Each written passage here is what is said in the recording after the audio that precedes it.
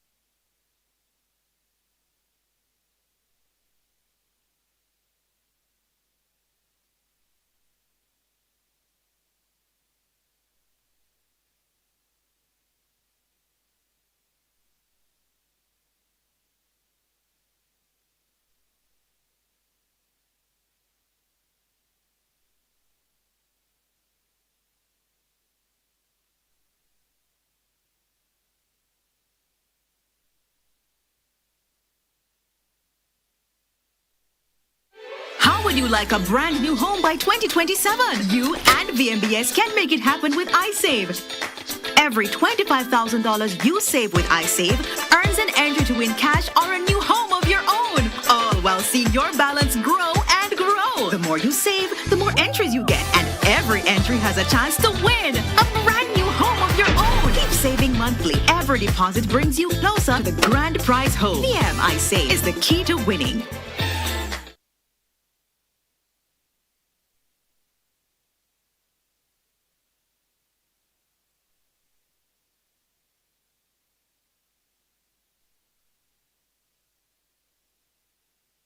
How would you like a brand new home by 2027? You and VMBS can make it happen with iSave.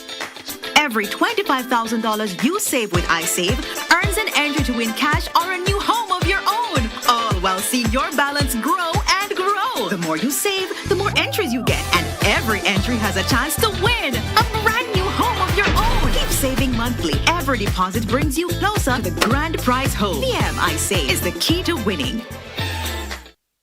How would you like a brand new home by 2027? You and VMBS can make it happen with iSave.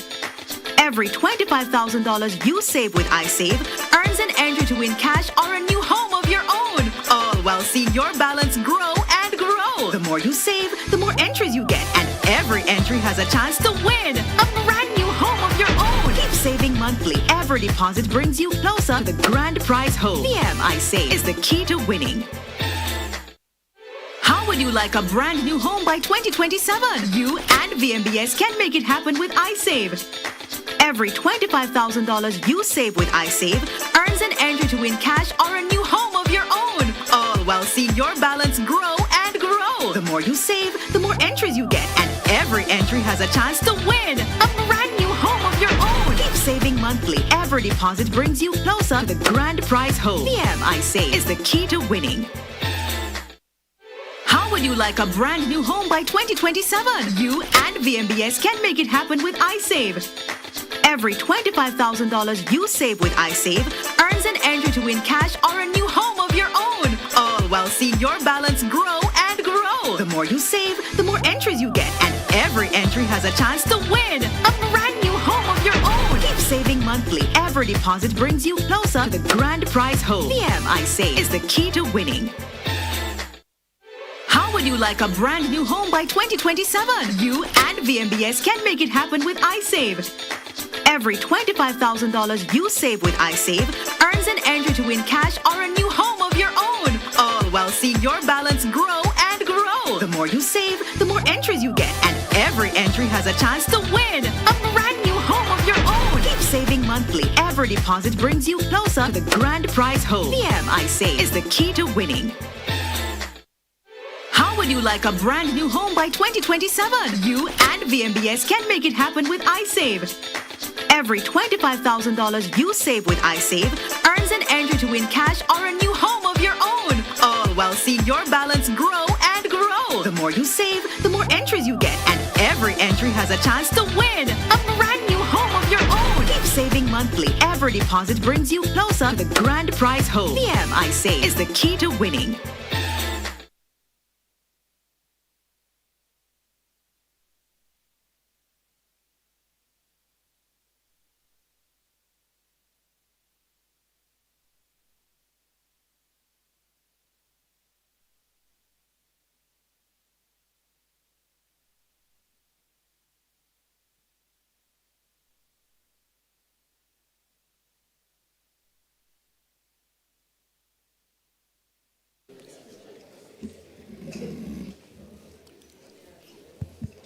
A pleasant good afternoon to you. Oh, we have now gone into evening.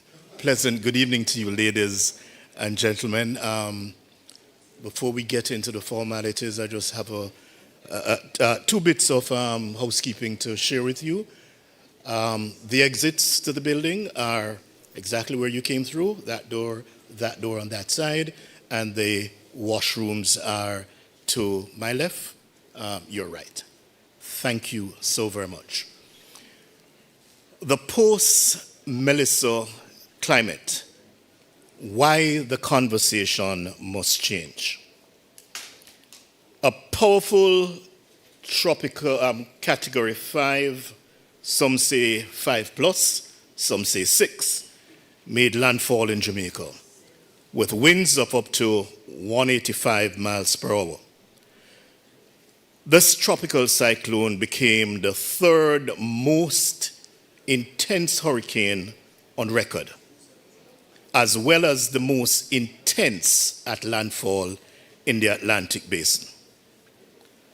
The strongest tropical cyclone recorded worldwide in 2025, the strongest hurricane to hit the island, surpassing Gilbert in 1988.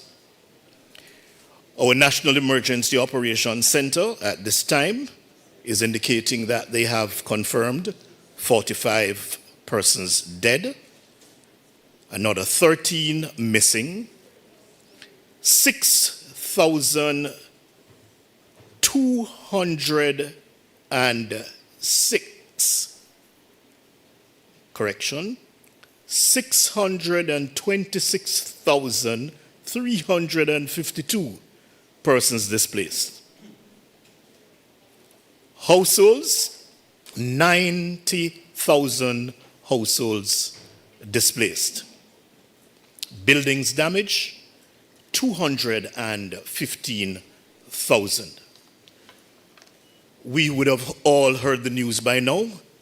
Between our government and international partners, they have reckoned the damage to Jamaica, that's our physical damage, to be some $8.8 billion US dollars, representing 41% of our GDP.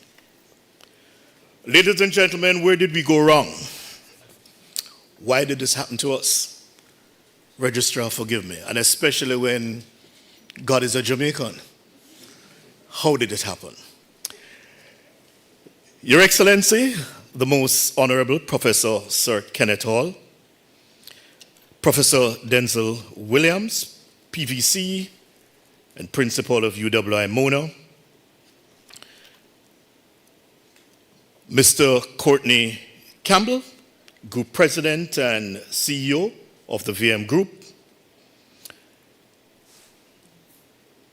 To my left, we have Ms. Claire Bernard, the Deputy Director General of the Planning Institute of Jamaica, Carl Archer, Professor of Urban and Regional Planning at the University of Technology, Jamaica, Professor Donovan Campbell, Professor of Geography and the Director of our Western Jamaica campus, Professor Michael Taylor, Professor of Climate Science and the Dean of the Faculty of Science and Technology, Deputy Principal, the coordinator of this all, distinguished members of the Victoria Mutual Group, distinguished members of the executive and senior management team of the UWI Mona, our private sector partners, public sector partners, distinguished ladies and gentlemen, good afternoon to you all. Good afternoon to you all. It's evening. Remember I said it was evening and you've gone back there again? Good evening to you all. Distinguished ladies and gentlemen, I welcome you this evening to a gathering like no other. This evening we will examine a phenomena which we all wish did not happen. But our guest speaker and the panelists here beside me, they've all been talking about it. Did we listen? Did we act? So, the UWI Mona and the Victoria Mutual Group presents the UWI Mona VM Group Distinguished Lecture Series. This is an established grouping, an established activity which is meant for knowledge sharing, supporting the Victoria Mutual Group, a global financial institution with offices in Jamaica and the wider Caribbean. The VM UWI Distinguished Series Lecture remains a strategic partnership between the University of the West Indies Mona, designed to foster thought leadership, knowledge sharing, and scholarly engagement. The initiative showcases UWI's intellectual contributions to national, regional, and global development, while strengthening its competitiveness and promoting actionable dialogue across academia, the private sector, and the wider community. During these proceedings, a foremost world-renowned scientist will exhale and share with us his thoughts. His colleagues in urban planning, geography, and strategic national planning will add their voices from their specialized perspective. It is sincerely hoped that when we leave here, we would leave enriched and we would have a call to action. Ladies and gentlemen, please permit me at this time to invite the Pro-Vice Chancellor and Principal of the University of the West Indies Mona campus, Professor Denzel A. Williams, to bring greetings. Sir.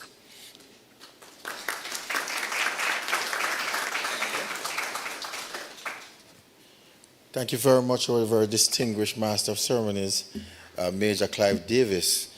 Now, I thought about it and said, when you're looking at climate issues, you're going to come and see a guy in a hard hat, some big boots and stuff, but the man is so sharply dressed.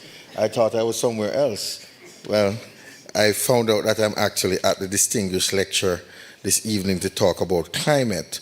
Ladies and gentlemen, one and all, it's really good to be here. I will stand on the protocols that the Master of Ceremonies have actually laid out, but it would be remiss of me not to recognize a few persons as well. Let me recognize our very distinguished former Governor General and former Principal of the Mona campus, Professor Sir Kenneth Hall. Welcome, sir. Thank you very much. Let me also recognize our very generous sponsor, Mr. Courtney Campbell, or Dr. Courtney Campbell, and the members from the VM team as well. We thank you very much for your generosity. I'd also like to recognize our speaker for this evening, none other than the very illustrious Michael Taylor, Professor of Climate Studies. And Michael, thank you very much for the work that you're doing in this area. You represented us very, very well, and we're all proud as Jamaicans to have seen you on BBC and all over the world talking about something very, very important to us. So you know that UWI has gravitas. Thank you very much, sir. Okay, I would also like to recognize our Deputy Principal, our Registrar, members of the Senior Management Team here at the Mona campus, and other distinguished ladies and gentlemen, and the members from the media as well. I would also like to recognize our dear friend from Scotiabank, Mrs. Tugwell Henry. The next series is yours. Yes, so put you on notice. Let me also recognize Special Advisor to the Vice Chancellor, Ms. Mina Israel. Mina, welcome and thank you very much for being here. So colleagues all, let me say how pleased I am to be here to share in this very important moment. Now, interestingly, I looked at the topic and it says, let me read it, the post-Melissa climate, why the conversation must change. And it intrigued me that I'm about to hear something new and different. Because if you say it must change to something. And therefore, we're looking forward to why this thing has to change. But in my own view, it's not just about change. It's really also about understanding what happened. And at this point, I still think we're all very unclear.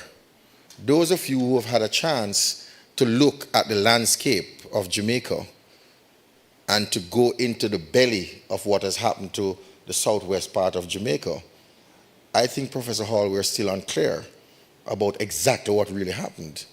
When you go and you look in Black River or Catadupa or Westmoreland and you see a parent sitting on a veranda with a child and there is no roof over their head and it starts to rain, then you said, hold on, what really happened? When you are down there and it reaches 5 p.m. and it gets dark and they don't have any hope and nowhere to go, then you say, what has really happened? And these are some realities that a lot of us really have to get into it to see what it means. And therefore, I say this to say that The empirical evidence out there is very clear, Professor Taylor, as to why the conversation really needs to change. But what is it going to change to is something that we need to better understand. And we are not going to understand it from merely an emotional point of view, but we're going to understand it from serious, rigorous scholarship that is going to lead and drive this for us. And so that is why I am very pleased and proud of our university taking the forefront as part of the recovery by establishing our higher education task force, which is comprised of a multidisciplinary nature of persons, whether it be from the business sector, whether it be from the psychosocial area, whether it be from climate studies, geography, geology. And what we have done, we have assembled a team of experts. And what they are going to do for us is to provide us with deep insights into why things happened the way they happened and how we need to do things differently in order to be more resilient going forward. I think that deserves commendation from our higher education sector, because this is indeed the direction that I think stronger recovery will take place, because we can't go back to where we were. We run the risk of people saying, because of the urgency of now, let's just get the roofs on, let's just clean up the yard and start over again. And you're going to start over, but you're starting from exactly where you left off. And what we are seeing is that you can't go back to where you were. You have to come with something different. But make no mistakes about it. It's not going to be a kind of a short-term, immediate thing.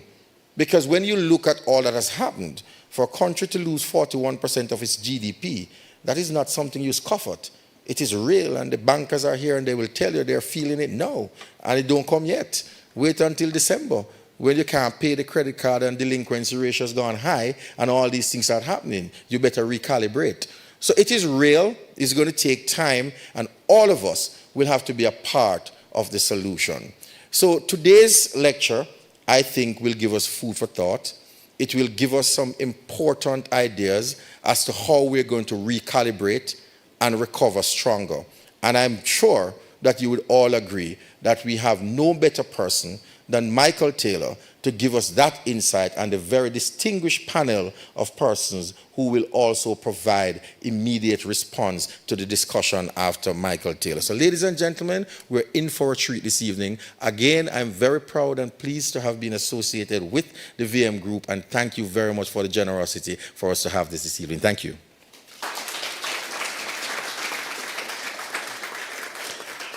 Thank you so very much, Principal. And might I just add that a number of our members of that higher education task force are right here with us. Eleanor Jones, could you just wave your hand over there? Good. And then a number of the panelists, Professor Michael Taylor, Professor Carl Archer, and Professor Campbell. They're all members of the task force. We hope to do good things. Dr. Courtney Campbell, may I call you to the podium, sir? Thank you.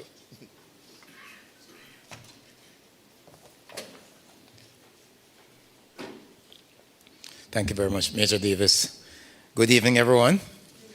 And want to recognize, as the previous speakers did, former Governor General Sir Kenneth Hall, Principal Professor Denzel Williams, Deputy Principal Dr. Tomlin Paul, Professor Michael Taylor, all the panelists. We're looking forward to hearing from you. Professor Archer, Professor Campbell, namesake, and Miss Bernard. So it really is a privilege to welcome you all to this special edition of the UWI Mona VM Group Distinguished Lecture Series. I want to say that it is clear that we can be proud of our university. I say our university, right? Because it has, the University of the West Indies has been demonstrating strong leadership in this post-Melissa era. It is characteristic of what we have known of the UWI over the 75 years or more. But you've heard about the Higher Education Task Force for Disaster Resilience. We know that UWI, along with the UTech and NCU and CMU have all come together to help us to be much better prepared for this new reality that we're living in. But there are several other fora in which the UWI has been raising consciousness, and I know that recently the Department of Economics hosted a public forum on resilience, labor productivity, and fiscal stability after Hurricane Melissa. I'm sure that's not the only such discussion. So tonight's gathering then comes, or this evening's gathering comes at a pivotal moment for our nation. In the aftermath of Hurricane Melissa, Jamaica has been forced to confront once again the harsh truth that climate change is not a distant concept. It is here. And some have tried to deny that, but it is very much here. It is shaping our daily realities, and it is demanding that we change how we think, how we plan, build, and respond. And this is precisely why the VM Group is proud to partner with the University of the West Indies in hosting this platform. Our aim has always been to spark rigorous, meaningful national dialogue that leads to better outcomes for our people. And if ever there was a time for informed, courageous thinking, it is now. This evening we're honored to hear from one of the leading voices on climate science in our region, Professor Michael Taylor, and the entire region can own him. And his keynote address, this post-Melissa climate, why the conversation must change, comes not only at the right time, but with the urgency that this moment demands. I think the topic reflects urgency. Hurricane Melissa was more than a weather system. It was a warning, a demonstration of what science has long predicted. And I've heard Professor Taylor, I think, more than 10 years ago, sharing this information. Question is how many of us have listened. That the Caribbean will face more frequent, more intense, more disruptive climate events. Across Jamaica, we witnessed losses of lives, of livelihood, of infrastructure, of confidence. And we have all been reminded that resilience must be built deliberately, consistently, and with science at the center. So tonight's conversation is extremely important. Climate change, in addition to being an environmental issue, is also an economic, social, and developmental challenge. It affects how we protect vulnerable communities, how we design financial systems, how we build homes, how we farm, how we provide education, how we provide healthcare, how we insure assets, and how we plan for a future that will look very different from our past. So I want to especially commend Professor Taylor and the distinguished panel assembled who will share with us, because your expertise helps us to move from reaction to resilience, from good intentions to actionable strategies.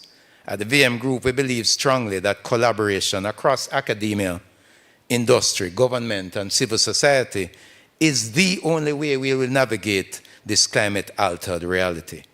This lecture series is one of the ways we bring those voices together, and we are deeply committed to the role it plays. So as we settle in for what will be an insightful evening, I ask one thing of all of us: let us listen with the intention to act.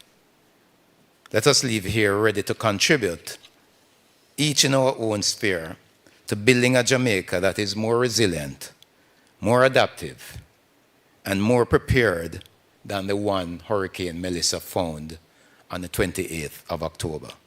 Thank you for being here. Thank you for joining online. Thank you for caring about this issue. And thank you for being a part of the national effort to shape a safer, stronger future for Jamaica and the wider Caribbean. Thank you very much.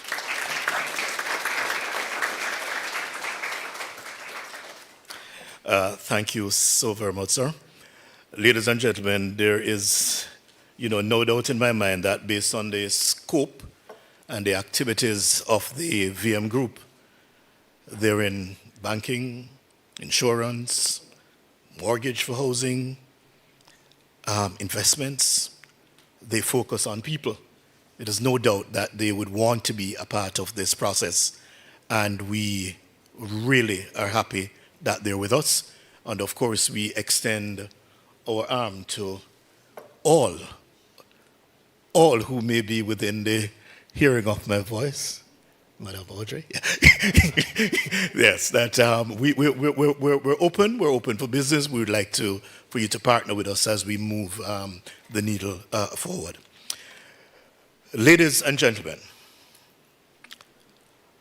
Michael Taylor is a professor of climate science and currently the dean of the Faculty of Science and Technology at UWI. He is a co-director of the Climate Studies Group, MONA, a research body which explores climate and change for the Caribbean region.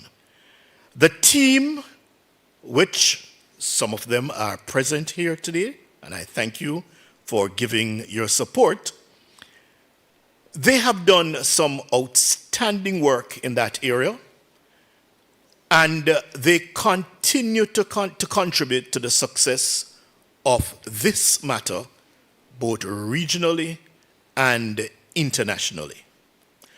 Professor Taylor is well published and cited in his scientific work on the impact of climate change on small islands and, yes, in the Caribbean region.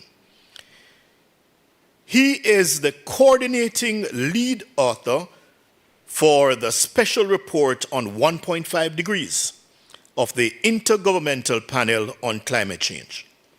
More recently, yes, he literally did a chapter in Greta Thunberg's book, The Climate Book. Our distinguished guest is a Silver Musgrave Awardee for Science, 2013. He was bestowed the Vice Chancellor's Award for Excellence in 2013, and again with his group in 2018. An awardee of the Caribbean's most prestigious award, the Anthony N. Saga Award. Thank you so very much. The Caribbean is in good hands. In 2021, he was named amongst the apolitical 100 most influential academics in government globally. Ladies and gentlemen, Professor Michael Taylor is a fellow of the Caribbean Academy of Science and also of the World Academy of Science. I am very pleased to bring to you Professor Michael Taylor, our guest speaker.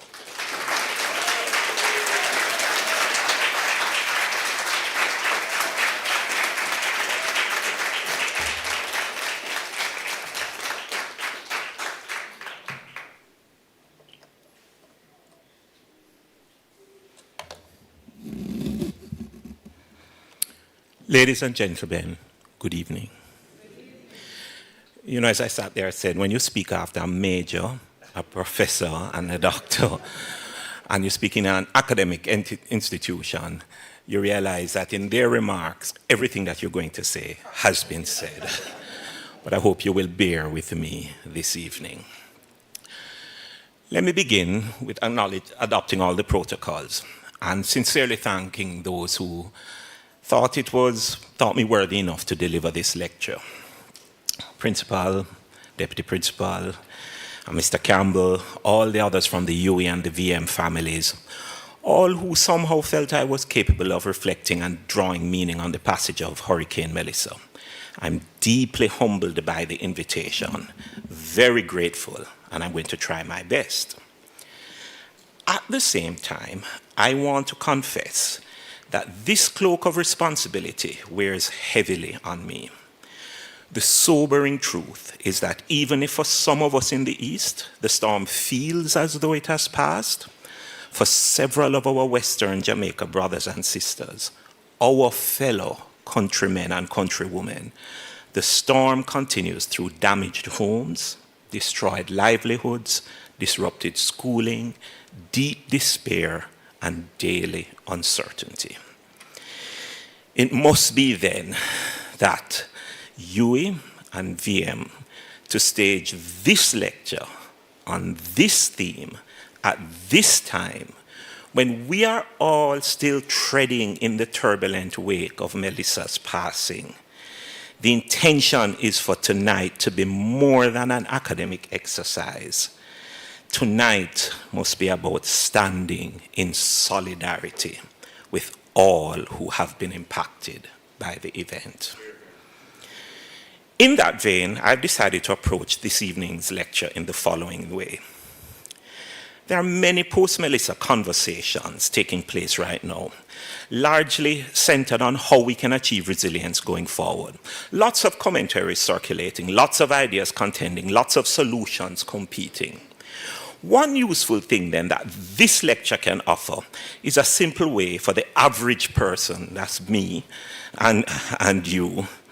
One thing that we can do is for the average person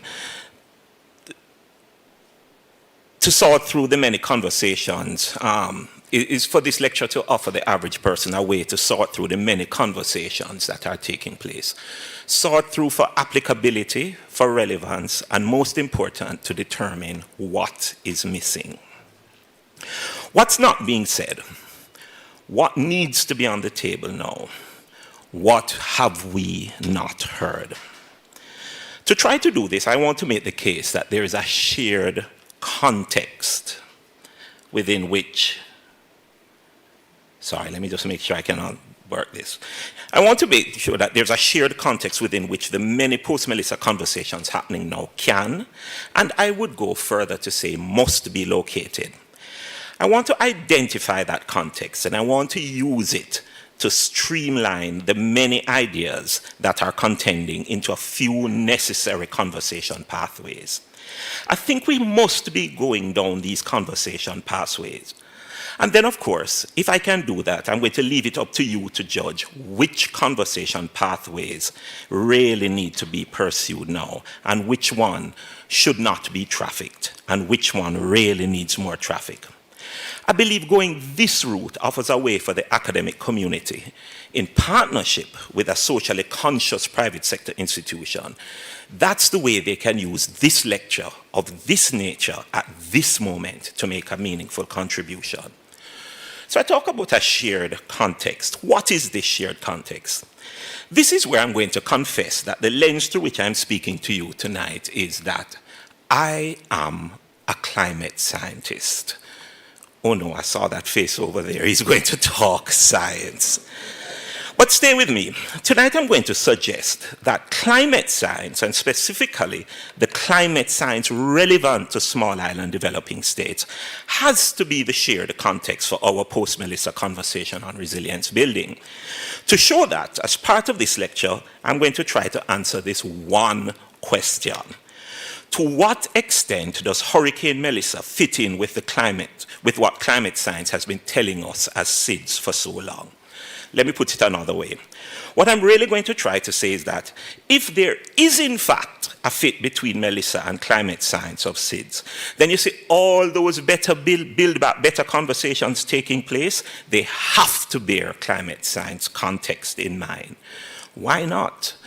Well, or otherwise, if they don't, they're going to lose their relevance very quickly, and they may work for the moment, but they're going to fail us badly the next storm around. So, now that you know where I'm going, I only need to make one more diversion before getting into the meat of the lecture, and that is to talk about the conceivability gap. Well, I'm sure on seeing the term, those who know me down there are going to say that's another Taylorism. A term coined by one Michael Taylor when he can find no equivalent term in the literature to describe what he wants to say. Stay with that one person named Michael Taylor. At its simplest, the conceivability gap is our collective inability to fully wrap our minds around or conceive of the devastation actually caused by Melissa. But since I'm a climate scientist, you know I have to offer you a proper scientific definition. And the proper scientific definition is this. The conceivability gap is the distance between the destruction we thought would occur and the devastation we actually experienced. You see, as Caribbean SIDS dwellers, we are no strangers to hurricanes. We talk about them, we forecast them, we issue warnings for them, and we prepare for them. How we prepare? We board up, we stock up, and then we pray up. We put things in place to mitigate against and respond to how bad we anticipate the initial damage will be, based largely on past lived experience or the tone of the Prime Minister's voice in the lead-up. Well, we knew Melissa was going to be powerful. The tone was stoic and grave. We knew Melissa was going to be dangerous. The prayers were many, right? And we knew Melissa was going to hit as a Category 5. I see my Jackie from the Met Service there. The forecast told us. All told, we anticipated bad. And yet I want to suggest that we thought what we thought Melissa would do and what it actually did are two profoundly different things. And that distance between what we expected and what we experienced is what I am calling the conceivability gap. Let me quickly add that the conceivability gap has likely existed for many past storms. But for those which only brushed us, the gap, though present, likely went unnoticed because it was small and within what we perceived could happen. For Melissa, however, I am positing that the conceivability gap is not only real, it's huge, and that this is a part of what is deeply troubling our psyche today. How do I know the conceivability gap is real and large? 6 unmistakable signals. 1, we struggle to find the right word to describe what Melissa did. Damage and destruction seems too inadequate. Apocalyptic, dystopian, devastation. Those are the words that are being bandied around right now.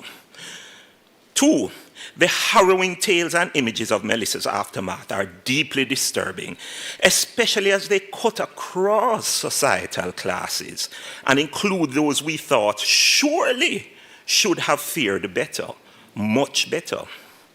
3, the overwhelming guilt we feel, especially those of us in Kingston, that we have moved on when there are still communities that are marooned or in darkness long after the winds have passed. 4, the persistence of psychological distress, even for us in the East.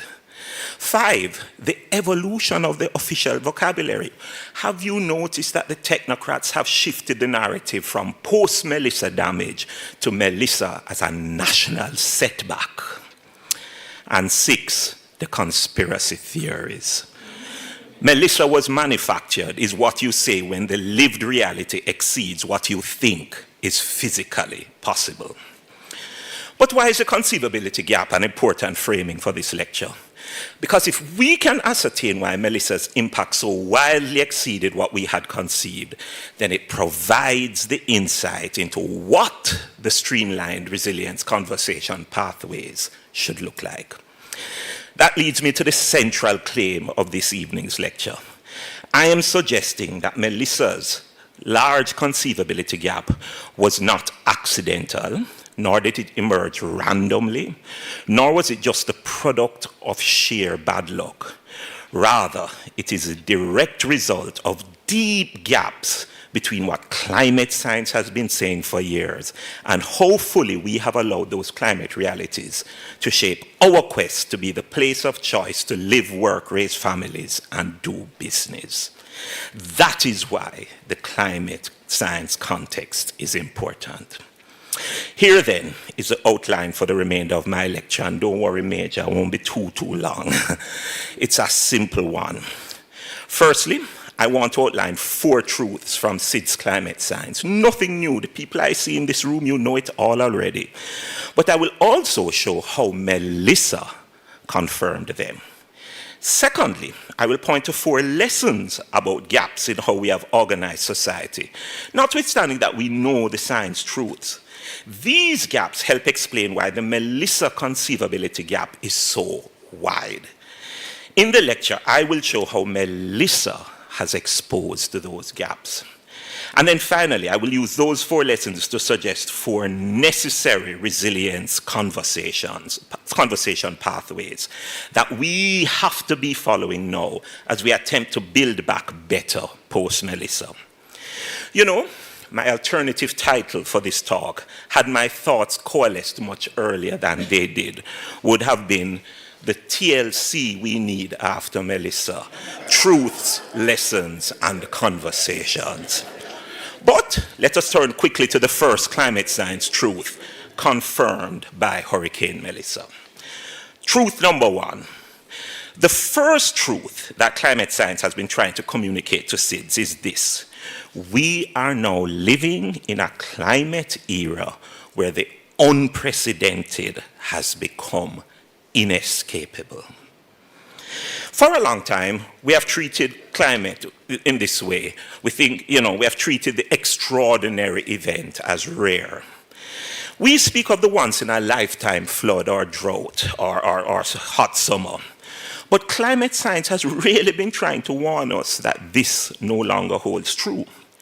Reports from the IPCC, of which you heard I was a part, the overarching global science authority on the subject, tell us clearly that human-induced greenhouse gas emissions have led to an increased frequency and or intensity of some weather and climate extremes since pre-industrial times. But even more sobering, they say that the occurrence of extreme events, unprecedented in the observed record, will rise with increasing global warming. And the rarer the event, the faster the increase. Let me put it in simple words. It's the most unprecedented events that are becoming common the fastest. Here in the Caribbean, we already knew this because we have been living it. In 2017, 3 Category 5 hurricanes, Irma, Maria, and Jose, crossed the region in rapid succession, and we call that unprecedented. Then in 2019, Hurricane Dorian stalled over the Bahamas as Category 5 and rewrote what devastation meant, and we call that unprecedented. In 2020, the Atlantic hurricane season exhausted the alphabet and moved to Greek letters, alpha, beta, gamma, delta. And you know what we call that? Unprecedented. In 2024, Hurricane Beryl became the earliest Category 5 storm ever recorded. And guess what we call that? Unprecedented. You notice the pattern? Every time we defined unprecedented, climate change simply introduced a new spin on it. And now, merely 15 months after Beryl, here comes Melissa, a monster of a storm. For Jamaica, Melissa has become our personal confirmation that the unprecedented has become inescapable. It developed over warm record waters and in atmospheric conditions made several times more likely by climate change. It underwent rapid intensification, in fact, extreme rapid intensification, more than double the formal threshold, becoming a superstorm with winds 7% stronger and rainfall roughly 16% heavier than would have been expected because of climate change. What I'm pointing out is that the scale of Melissa the storm confirmed that the unprecedented is no longer something ahead of us. It is part of our lived reality. In confirming this first scientific truth, you know what Melissa was doing? It was teaching us a critical lesson. And that lesson is that we have an engineering gap. Again, let me use proper science to define it. The engineering gap is the distance between the climate our infrastructure was designed for and the climate it is now required to endure. Melissa exposed this gap in a big way through the breadth of its infrastructural damage. Publicly available data tell this story, and you heard some of it from Major early. Roads, 385 impacted, 195 corridors impassable at peak. Water, 631 of 763 NWC water systems offline. Health, 5 major hospitals and 100 plus health centers damaged, with 47 closed at peak. Education, 616 education institutes from infant through tertiary sustained physical damage. Power and telecom, 77% of the island without power at peak, and internet, and only 35% of cell sites functioning during the worst. That's why your call wouldn't go through. Buildings, over 146,000 suffered major to severe damage, with 120,000 roofs lost. Melissa made one thing unmistakably clear: the engineering gap is not theoretical. During Melissa, what failed was not one isolated structure in one unlucky community. What failed was system after system: roads, water, electricity, water, telecoms, health, education, all at once.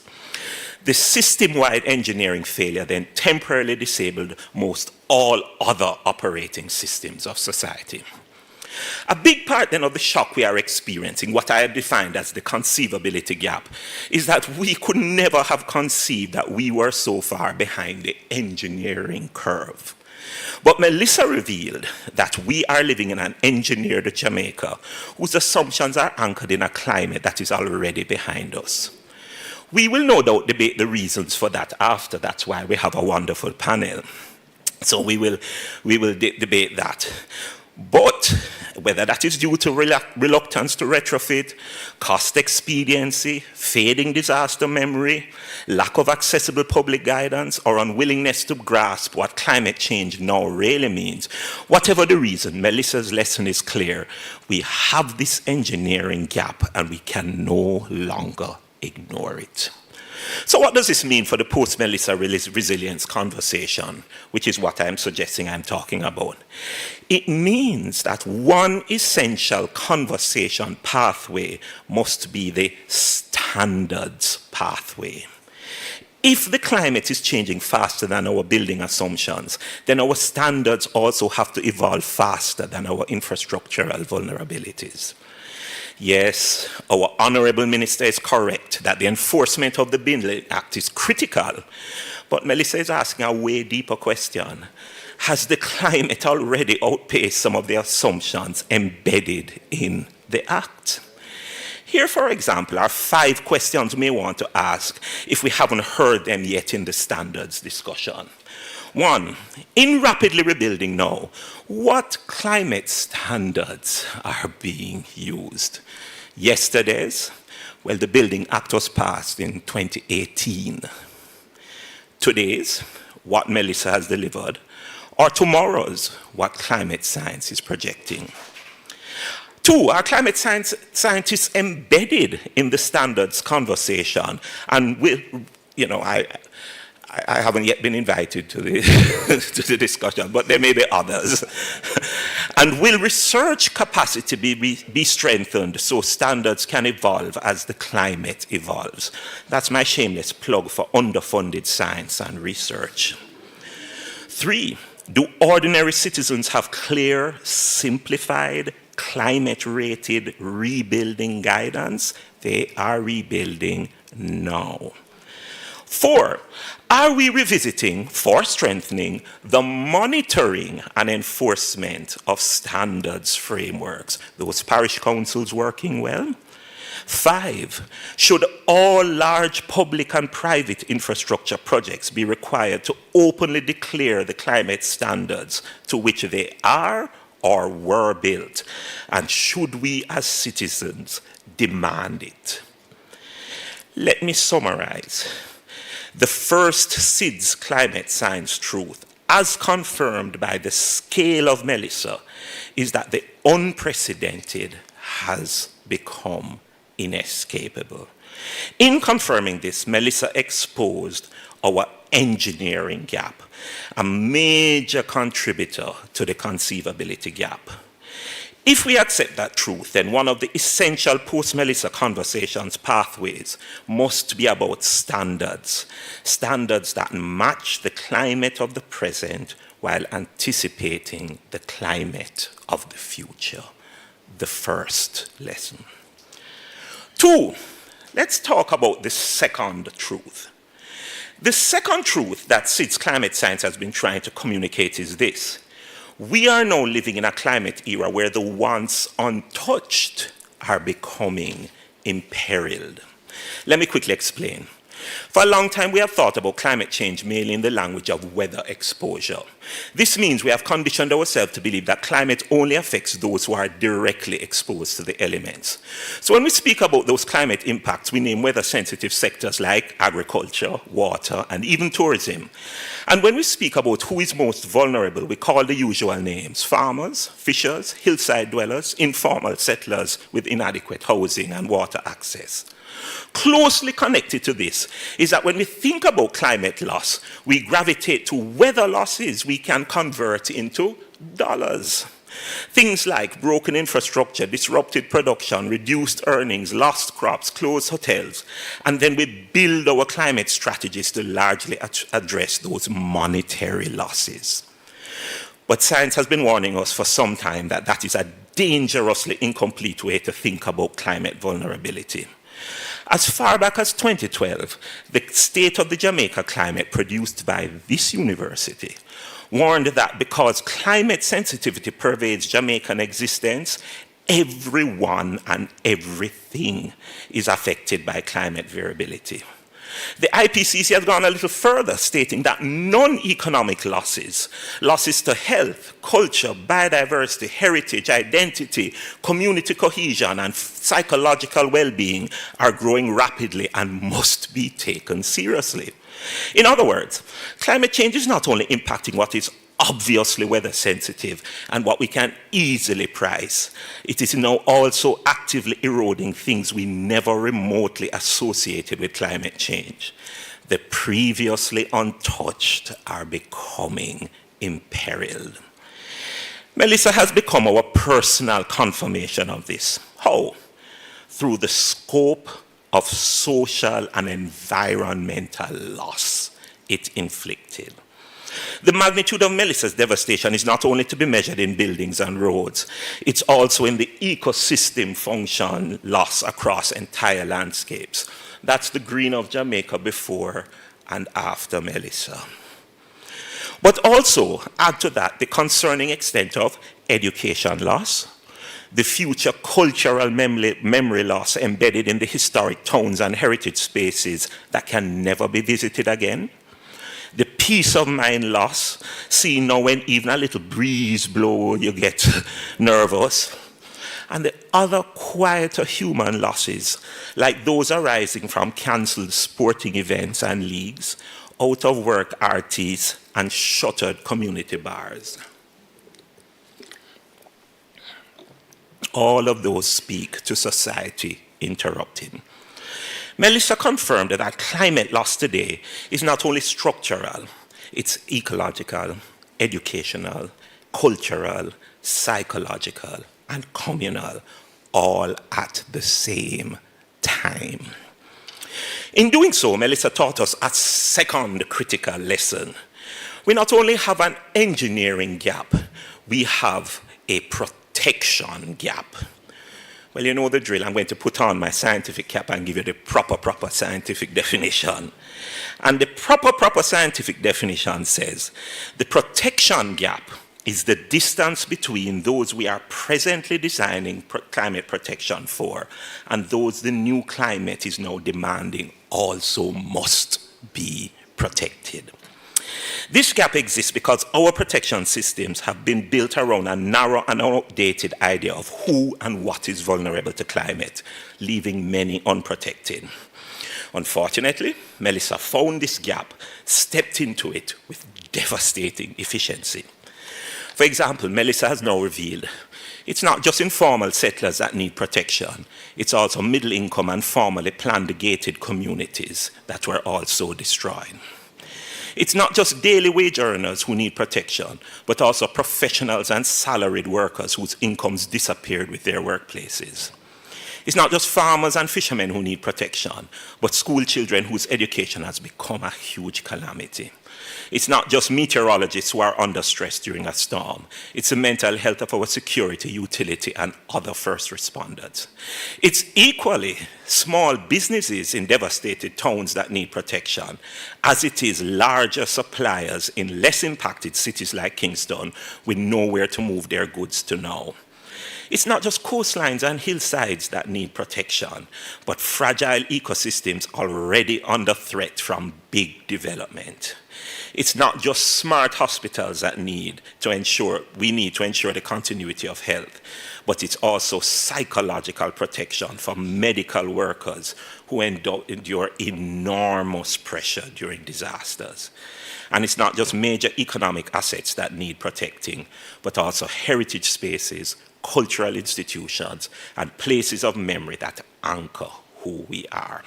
What I'm saying is this: a big part of the shock we are experiencing, what I have defined as the conceivability gap, is that we never conceived that so many aspects of life related to who we are were unprotected.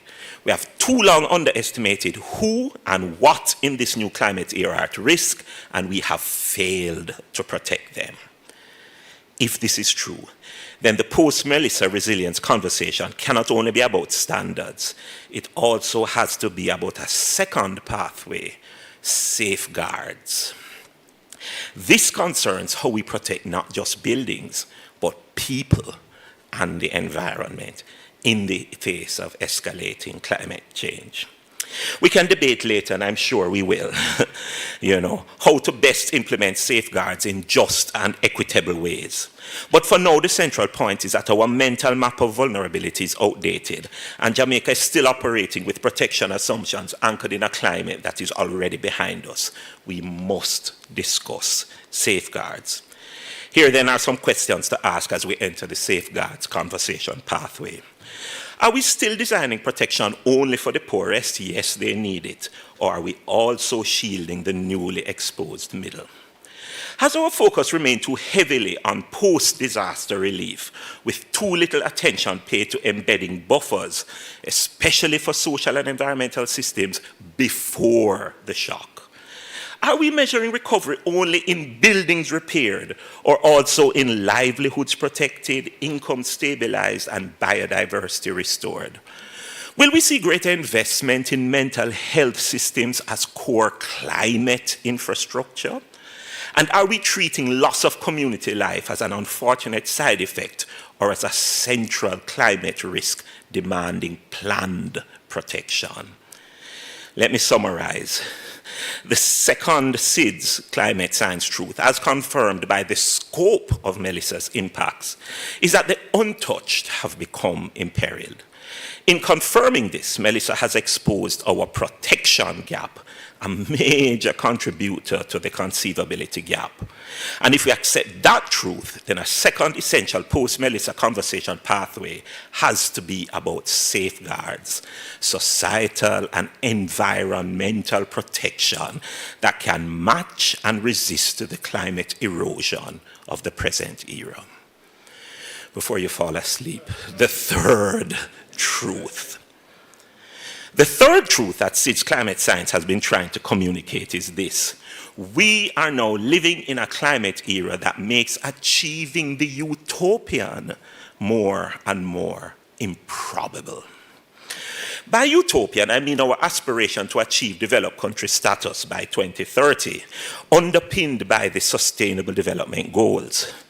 Like most national development frameworks, our roadmap for doing so is Vision 2030, and it rests on several quiet assumptions: that progress will be largely linear, that shocks will be occasional, that recovery windows will be long enough for momentum to return, and that development will advance in steady, enabling steps.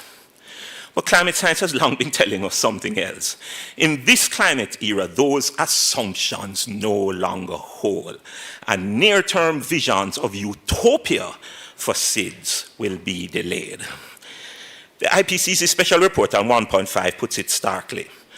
climate change affects the ability to achieve sustainable development goals, or, a little more starkly, without societal transformation and rapid implementation of ambitious greenhouse gas reduction measures, achieving sustainable development will be exceedingly difficult, if not impossible, to achieve.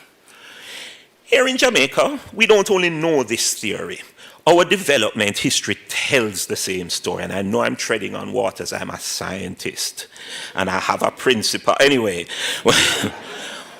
when we look at the pattern of climate shocks over the past 2 decades, hurricane, flood, drought, storm, and this is just from 2000 to present, does not include Beryl or Melissa.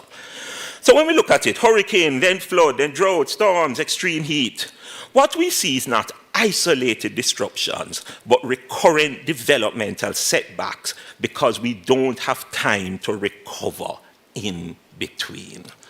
Our 2030 utopian vision is becoming more improbable the closer we get to it.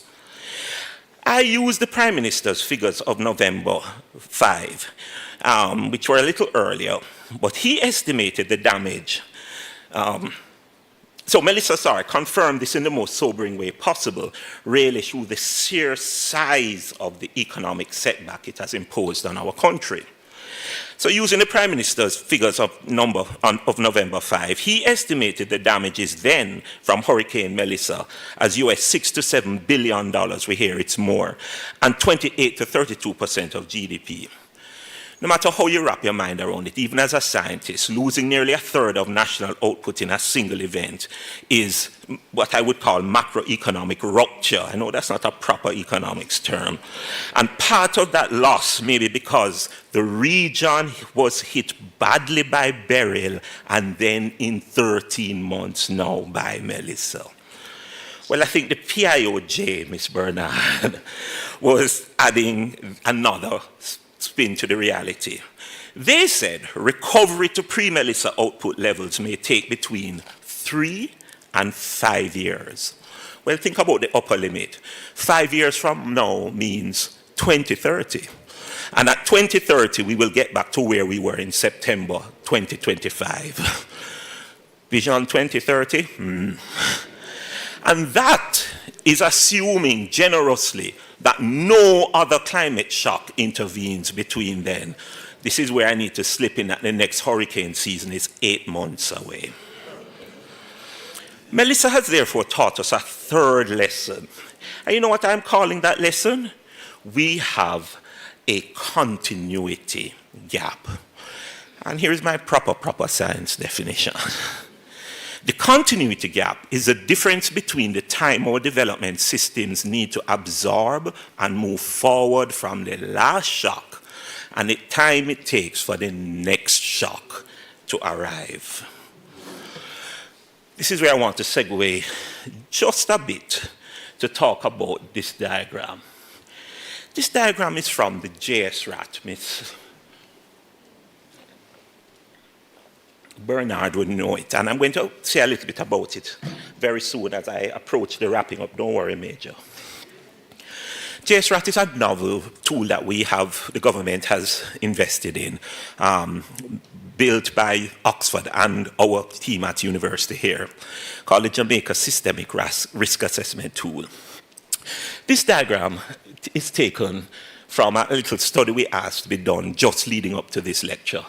And it is the expected annual damages and expected annual economic losses in Jamaican dollars per day due to coastal flooding of the flood zones in the Kingston and St. Andrew area if a weaker Melissa-like storm were to strike us next year, but come to Kingston instead. All you really want to see, if you can't even read the numbers, is that the numbers have whole heap of zeros. at the end. That's all you really want to see. And I should tell you that the JSRAT, wonderful tool, the highest category storm the government had envisioned when building it is less than Melissa. The features of that storm. Melissa also provides insight into what impacts the continuity gap. So I'm saying there is this continuity gap. It's not just the shock itself and the timing when it comes. It is also how we organize our development models to facilitate recovery in the in-between times. We know some things now, that some things that we do actually help to narrow the gap. For example, access to disaster contingency financing, the ability to mobilize nearly $1 billion in a week after Melissa is a significant and positive pivot in our development model. But Melissa is also showing up factors that keep the gap wide. For example, siloed planning widens the continuity gap. It is clear from the post-Melissa period that planning for climate, sector by sector, ministry by ministry, project by project, challenges our ability to recover in the in-between times. Why? Because that's not how climate works. It cascades. When the energy sector fails, the water sector fails, and then when the water sector fails, the public health fails. When the transport fails, and the markets fail, and when the market fails, then food security fails. Or when communication fails, emergency response fails, and when emergency response fails, you get the idea. In a cascading climate system, integrated recovery models are needed. Otherwise, recovery is constrained by whichever sector is furthest behind. Over-centralized government-centric recovery widens the continuity gap. It has also become clear that a model that relies too heavily on central government action slows the agility needed to recover in the in-between times. Over-centralization creates bottlenecks as action must wait on approvals, assessments, procurement cycles, verification, and then sign off. Similarly, recovery premised on a by-government-only model eventually overwhelms the public institutions that are already stretched. That is why it shouldn't surprise us that in the current post-Melissa period, people are already re-roofing with whatever they have available. They simply can't wait for the wheels of government bureaucracy to turn in their direction. Treating communities as beneficiaries rather than co-builders widen the community gap. Using a recovery model that positions communities as recipients rather than partners slows the speed at which recovery can occur. In every disaster, the lived reality is that households and neighbors arrive first. They are the first responders. Community exclusion, therefore, slows recovery at the most critical moment. What I'm saying is this: a big part of the shock we are experiencing, that I defined as the conceivability gap, is that we never conceived our recovery models for the in-between disaster times were this inadequate. As especially illustrated by the West, when Melissa was quickly followed on Beryl. This means that the post-Melissa resilience conversation must also include a third pathway, not just standards, not just safeguards, but what I'm going to call shifted approaches. In simple terms, what modifications are needed to our development models so that the recovery becomes the stabilization phase of continuous growth. All right, you know I'm at the limit now of my development economics knowledge. I'm going to end this point. The shifted approaches I am talking about include moving away from siloed planning to integrated systems design, from centralized response to distributed resilience, and from government-only delivery to whole-of-society responses. These shifts complement disaster contingency financing and help ensure that recovery can keep pace with the climate shock. So here are some questions for the shifted approaches conversation. Has our present sector-by-sector approach to climate proofing created weak points that the next shock, which may not be far away, can easily exploit? As we rebuild, how do we empower parishes and local authorities to function as first stabilizers, not just first reporters? Should decentralization be pursued deliberately as a climate resilience strategy? Let me summarize. The third SIDS climate science truth confirmed by the size of Melissa's economic setback is that the utopian is becoming increasingly improbable. In confirming this, Melissa has exposed that we have a continuity gap, a major contributor to the conceivability gap. If we accept that truth, then a third essential post-Melissa conversation must be about shifted approaches so that our development model can continue functioning in an era of more frequent climate disruptions. Major, you'll be happy to know I'm on the last truth. The fourth and final truth is perhaps the simplest, but the most unsettling of them all. We are now living in a climate era in which the urgent has become immediate. We need action now to ensure a survivable and livable future. Allow me to make a confession. In my more than 2 decades as a climate scientist, I have witnessed a profound transition. I no longer have to struggle as hard to convince people that climate change is real, Mr. Campbell. With every year of hotter temperatures, erratic rainfall, longer droughts, rising seas, and hurricane near misses, climate has made its own case. It has declared itself a national priority without our permission. And not strangely, happily, Jamaica has actually listened. We now have a climate change policy framework, a comprehensive disaster risk management policy and strategy, a long-term climate change strategy, a 2050 emissions reductions and climate resilience strategy. Boy, government documents always have long names, you know. A community-based adaptation program, sector plans under Vision 2030, 5 detailed sectoral vulnerability assessments for housing, health, coastal tourism, and water, and 5 accompanying adaptation plans. And we have JSRAT that I told you about earlier, our National Systemic Risk Climate Tool. Together, these and other plans represent Jamaica's official climate toolbox, and they clearly show that as a country, we do recognize the urgency of planning for and responding to climate. So I do have the struggle of trying to convince, but what my new struggle is convincing us that urgency requires more, much more than plans. I struggle with the fact also that our current approach to climate action tends to be either phased in when donor funds arrive, sequenced behind other priorities, postponed because we feel the real big one hasn't hit yet, or approached in spurts through pilots that never scale. In other words, I struggle that we continue to respond to climate incrementally and when convenient. But the science emphatically agrees that the urgency required through plans and projects is no longer enough in the current climate era we are now living in.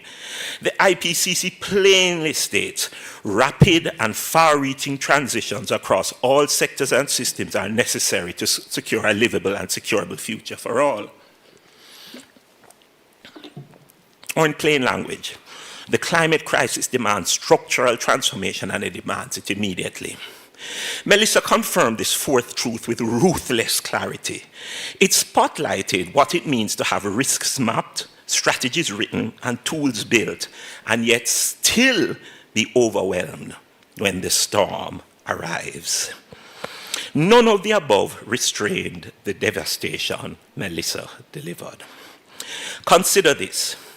Long before Melissa formed, the Housing and Coastal Adaptation Plan of 2022 identified Westmoreland as among the parishes most exposed to storm surge and flooding, projecting heights of 2.1 meter in Negril, 2 meter in Savlamar, and 2.6 in Black River. The Health Plan 22 identified Westmoreland and St. Elizabeth among the most exposed to extreme wind risk. The tourism plan named Montego Bay, Negril, and Treasure Beach as highly exposed tourism zone. The water plan, also 2022, flagged Negril and western coastal settlements as vulnerable to saltwater intrusion and flood damage supply systems. And JSRAT, that fantastic tool, identified Black River as one of the 2 most vulnerable places in the country based on combined climate risk. In short, the epicenter of Melissa's damage had already been scientifically identified as extremely vulnerable. Yet vulnerability identification did not translate into vulnerability reduction. In confirming this fourth truth, Melissa taught us one final lesson. One more gap. We have an implementation gap. Here is my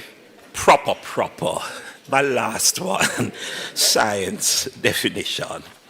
The implementation gap is the distance between recognizing climate change as a national priority and operationalizing that priority at the scale and speed the risk now demands.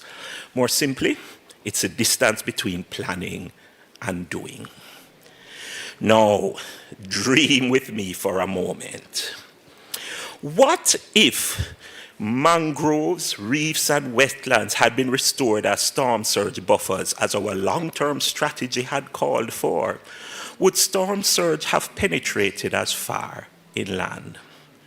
What if settlements and infrastructure had been strictly restricted from floodplain and erosion zones as Vision 2030 and the DRM policy prescribe?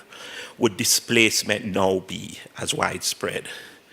What if clinics and hospitals had been fully climate resilient with surge capacity and embedded mental health response teams as our health plan called for? Would trauma now be as deep and persistent? And I could go on.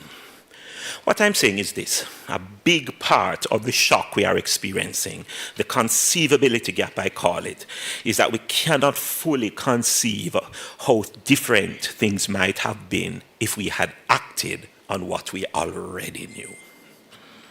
This means that the post-Melissa climate resilience conversations must pivot down at least one more pathway. I'm going to call it the speedy actions pathway. That is, moving conceptualized plans to practice immediately and at scales equivalent to the climate challenge. Here are some questions for the speedy actions conversation. Can some of the billions in recovery financing be allocated to moving already approved adaptation and mitigation measures from paper to ground? Will already available tools like JSRAT be used to identify and fast-track climate action in the most vulnerable areas? Will we establish mechanisms for mainstreaming adaptation and mitigation into annual capital budgets, not just project proposals? Will we move away from measuring national progress by press releases documenting strategies to be launched and move towards those documenting risk actually reduced? Let me summarize. The fourth climate science truth, as confirmed by Melissa's spotlight on unenacted plans and slow progress, is that the urgent has become immediate. In confirming this, Melissa has exposed our implementation gap, a major contributor to the conceivability gap. If we accept that truth, then a fourth essential post-Melissa conversation pathway must be around speedy action, so that the next storm meets a Jamaica that has moved past knowing to doing. So I'm at the end, and I know I've gone on too long. But I want to close by returning to where we all still are, to the recognition that Melissa is still a painful national moment. And it is precisely because of that pain that we must refuse to treat it as just another storm to get past. We must instead allow this moment to change how we operate going forward, particularly how we approach resilience building in the context of the new climate era we now inhabit. In essence, what I have offered you this evening is my attempt at a framework for the national resilience conversation now unfolding around us. And that framework really rests on three essential movements. First, we must begin by acknowledging the science as the context to our conversations. Tonight I place before you four climate truths, science truths, that the unprecedented is now inescapable, and that the once untouched are now becoming imperiled, that the utopian is becoming improbable, and that the urgent has become immediate. Melissa did not create those truths, but it certainly did confirm them. Melissa confirmed the first truth through the massive scale of the storm, which translated into massive structural damage. It confirmed the second through the wide scope of social and environmental impact it wrought. It confirmed the third through the sheer size of the national setback. And it confirmed the fourth by spotlighting how our best climate plans remain largely unenacted. If Melissa makes anything undeniable, it is that science and research can no longer be treated as optional accessories to development. They must remain current, continuous, and deeply embedded in how this country plans, builds, finances, and governs. And so let me just say plainly and as diplomatically as I can, one of the hardest things in the Caribbean is to secure consistent support for, including from the private sector, long-term research. Yet, more Melissas are going to come. And if we are to survive what is ahead, our region must remain armed with the best possible knowledge, not imported, but that are from our context, not yesterday's data, and not borrowed assumptions. Secondly, in my framework, we must confront the lessons Melissa has forced upon us. In confirming the fourth scientific truth, Melissa exposed weaknesses we have to address in our resilience building. These are the starting points. Melissa revealed our engineering gap between climate we are building for and the climate now striking us. Our protection gap between who we used to think was vulnerable and who the climate has now exposed. Our continuity gap between how often shocks now arrive and how slowly our development model recovers. And our implementation gap between what we plan and what we actually get, what gets delivered on the ground. These gaps don't operate in isolation. They are interlocked, they are stacked, and together it is they that have produced the large conceivability gap we are now experiencing. The distance between the destruction we imagined and the devastation we endured. And it brings me to the last final movement in the framework. We must now tackle the gaps head on. If the next storm is strong, and the science says it will be, then our objective as a nation must be to ensure that even if the storm is stronger, the shock afterward will be smaller because the gaps have been reduced. That means elevating the conversation around standards so that what we build now truly matches the climate era we are in, and in so doing shrink the engineering gap. Elevating the conversation around safeguards for society and environment proactively, and in so doing, shrinking the protection gap. Elevating the conversation around shifted approaches to development so that growth continues between storms and is not erased after every impact. This will shrink the continuity gap. And finally, elevating the conversation around the speed of execution, moving from intention to delivery and from strategy to ground, thereby shrinking the implementation gap. This is how we begin to collectively close the conceivability gap. Not by hoping that storms weaken, but by ensuring our systems strengthen faster than the risk escalates. And if you forget every graph, every statistic, every technical argument I presented tonight, I ask you to remember just this. In the post-Melissa era, the climate conversation must drive us to act, acknowledge the science, consider the lessons learned, tackle the gaps head on. Climate change is no longer a distant threat to be managed someday. It is now the condition under which all our futures will be built or broken. Thank you.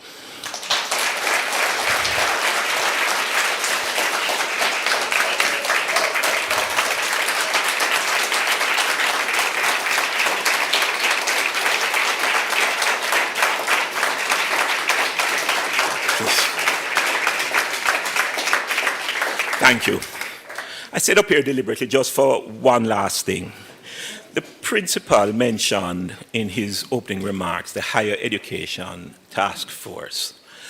And we really hope that it will work. And one of the ways we think an immediate way for it to contribute is that in this immediate post-Melissa, people need guidance. And they need guidance on a range of things. And the expertise that we have across the university in areas can help. As our contribution to the project, our group is spearheading an initiative to develop 2-page simple language policy guidances. We have developed 11 already. And you can see that they run the gamut from things like how adults and older chronic disease must be dealt with now. They all address what must be done now in the thing. You will see that the range of authors of these gaps right now run the gamut across our university. And we're challenging other researchers to help contribute to these 2-page gaps, policy things, because we have to fill those gaps now. And if you want to find the ones that are already there and some more are coming, we have a temporary page. We know it's going to move to the university's higher education page eventually. But if you want to take a picture of that and just type it in, unfortunately I don't have a QR code right now. It's a temporary location. You can find the 2 pages that we have done already. As a university, we can contribute. Thank you.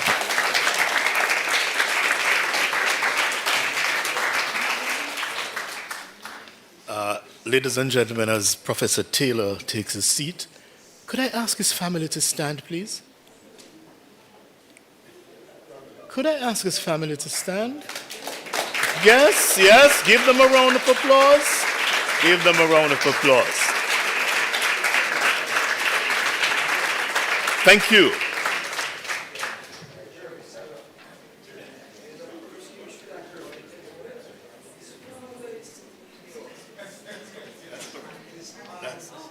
That's correct. I was just reminded, of course, his family, yes, but his father is also here, right? I'd like to acknowledge his father, right? His aunt. Prof, you need to tell me everybody that's down there. Good. Thank you so very much. They turned out. They turned out. Ladies and gentlemen, no, I'm not going to be here long at all. It's simple. It cannot be business as usual. And we said that at the start. Professor Taylor just gave us just about every other piece of information that we needed to tell us that things have changed. So whether it is the conceivable gap, that engineering gap, the protection gap, the continuity gap, or yes, the implementation gap, something we were talking about in our meeting this afternoon with the chairs and co-chair of the higher education task force. We know something has to be done. And so, ladies and gentlemen, I am going to now put a question to our panelists. Professor Taylor has spoken. Do you agree with him or don't you? I'm going to start. Yeah, man, I put her on the spot, right? I'm going to start with Madam Bernard. Would you like to come up here and give us your take on things, please? Do you want me to just answer that question or make my presentation? Make your presentation. Make your presentation, please. Thank you. Let me take my notes. They don't have a lot of time. They just have a few minutes to talk, right? Let's.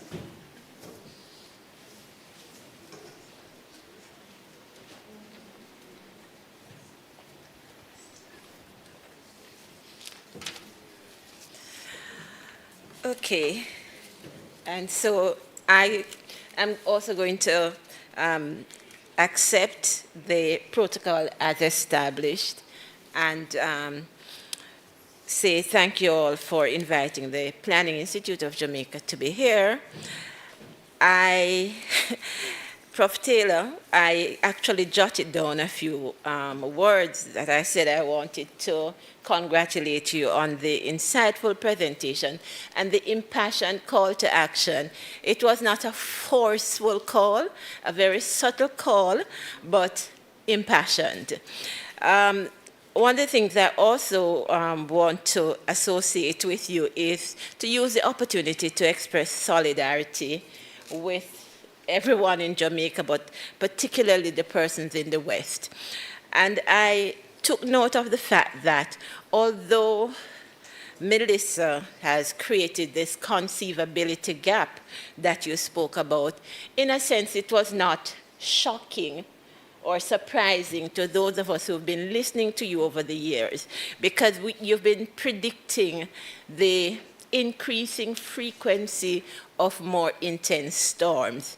And you made reference to the state of the Jamaican climate, and the Planning Institute of Jamaica is very proud to say that we've worked with the Climate Studies Group, MONA, to help to create that climate screening toolbox and toolkit that the country needs to have. I won't list all the policies that we have in place. You mentioned quite a few. I want to say, however, that Jamaica does have a robust climate change policy framework. We do not yet have a climate legislation, but we are working towards that. You talked about the need for some change, some pivoting.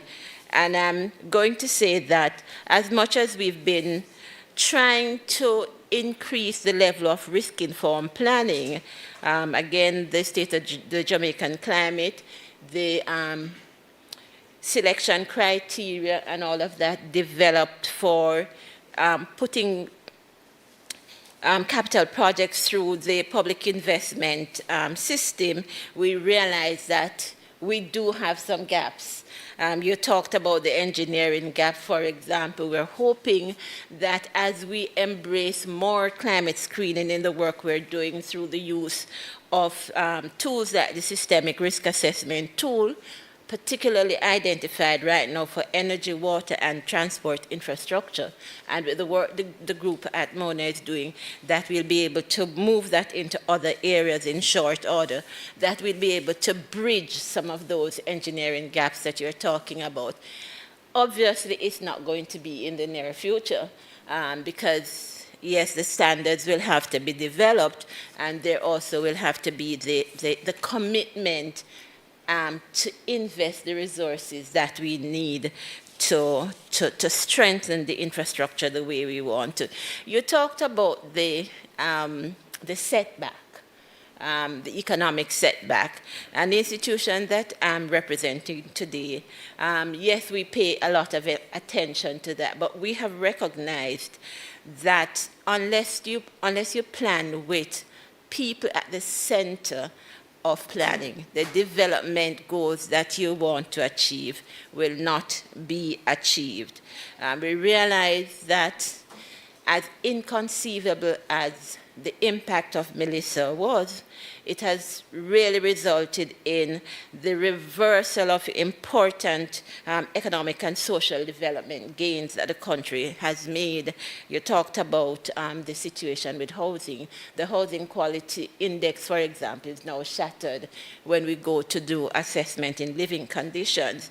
You talk about the Vision 2030, the utopian, and we realize that even now we will have to be reformulating the medium-term socioeconomic framework, because although our long-term goal remains the same, the medium-term reality is not going to support that. So what are some of the opportunities that you have laid before us? Clearly, you have outlined this crisis and the need for resilience and sustainability as we try to move forward. And we're taking your point that we're going to need much creativity, we're going to need reimagining, and critically, we're going to need partnership. Partnership not only at a technical level, but partnership with the community, because the rebuilding process has to be a one Jamaica project. So we have to engage at the community level. For us, there's going to be a tremendous challenge as we try to balance the imperatives of safeguarding the hard-won fiscal stability that we've been talking about for some time, with the kinds of investments that we need to rebuild the social infrastructure. You mentioned the 616 schools, so the health facilities, housing, and to invest in all of that, and to complement that with investment in the psychosocial work that needs to be done, because indeed the Jamaican individual is traumatized, most persons nowadays. Do we have all the tools that we need to have to advance the level of climate screening that we need to do? We have some tools, but we are short on technical capacity in some areas, and that needs to be addressed. You talked about standards, and that's something that we recognize that attention needs to be paid to the building codes, the practices, community locations, and again, you mentioned the importance of tools like the Jamaica Systemic Risk Assessment tool, but the point is we have to be able, as academicians and technical persons, to get those who make those kinds of decisions to say, shall we try to relocate a community? And how do we adjust for the new challenges when you try to move out of the coastal zone to the hinterlands, where the slopes are steep and you have another kind of challenge? So we have a number of challenges we have to be addressing. Of course, the question of building environmental respect is critical, is something that all of us can be involved in. And one thing that in the gaps that you spoke about, I didn't hear mention of, was, or not explicitly, was the issue of digitalization in the economy. When I went to Black River, I saw a lot of paper on the ground, under a tree, drying. And what were those? Some of those were building applications. When we went to some of the schools, we saw, again, paper drying. What were those? Those are school records that people will not be able to have access to for some time. Now, in this inconceivable experience, this new normal that we are experiencing, how do we plan for some of those things? And it's a tremendous challenge to those of us who are in planning. And I see one of my colleagues here, and we're working with her company to start to do some recovery planning work, because we realize that it's a new normal. Building standards have to change, the design standards for roads have to change, the design standards for houses have to change, and so on and so forth. So we have a tremendous amount of work in front of us, but we believe that the opportunity at this time is tremendous to be able to rebuild, to use your word, to recalibrate, to bridge the engineering gap. Do we have the resources to bridge the implementation gap? I'm not sure, particularly because of the setback that you made reference to, and so on. So, they say the Planning Institute of Jamaica is really committed to using the science in our work. We're committed to continue working with the University of the West Indies, University of Technology, Northern Caribbean University, and other universities, because we want to be able to make informed decisions so that the recommendations that we make are data-driven, they're technically based, and hopefully, if they're implemented, I'm not sure about the speed, Prof, but that when we call the private sector to come on board with us, for example, they will, be able to help us to deliver in the kinds of ways we want to. Before I take my leave, I see my time is up, or I see him shuffling his paper, just to say that one of the things that we're doing is to help other agencies to integrate climate screening in their work. And even the Development Bank of Jamaica has revised its public-private partnership policy to incorporate climate screening. So the tools are becoming more widespread, and we're hoping to train more persons to use the JSRAT so we can have better informed decisions. Thank you.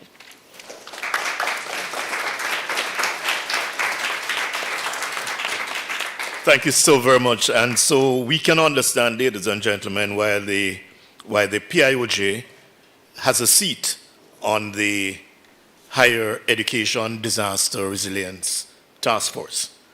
And we're hoping that we will be able to work with them and achieve some of those goals.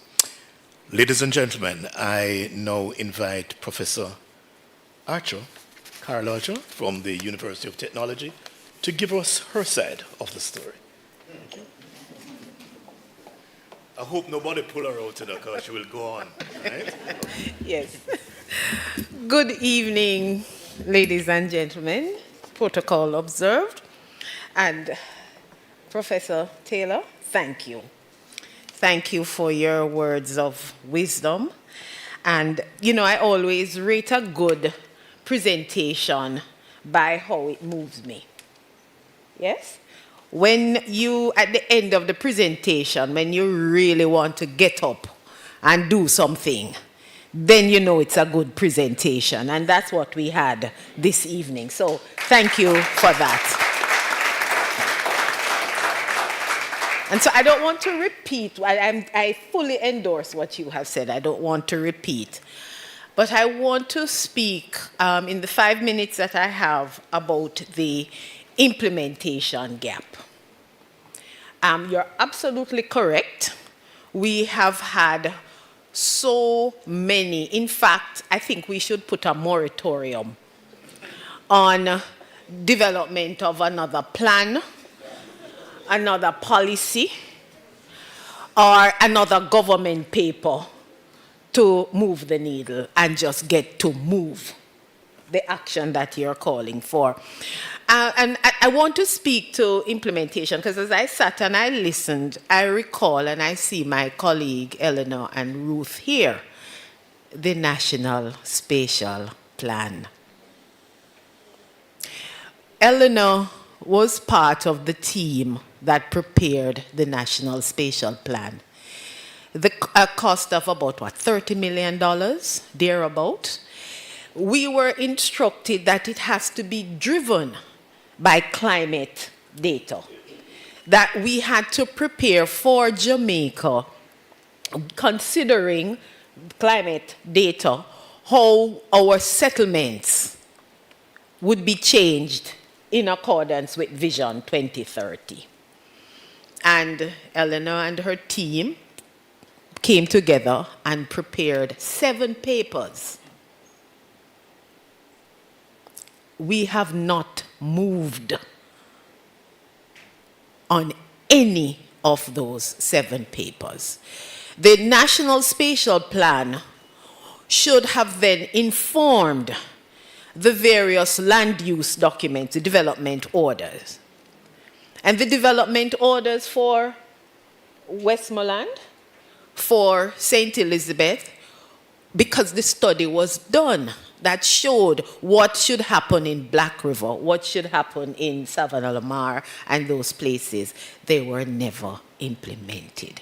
In fact, to tell you the truth, and this is where you're talking about drawing me out, they had a study to do a study of the 7 studies.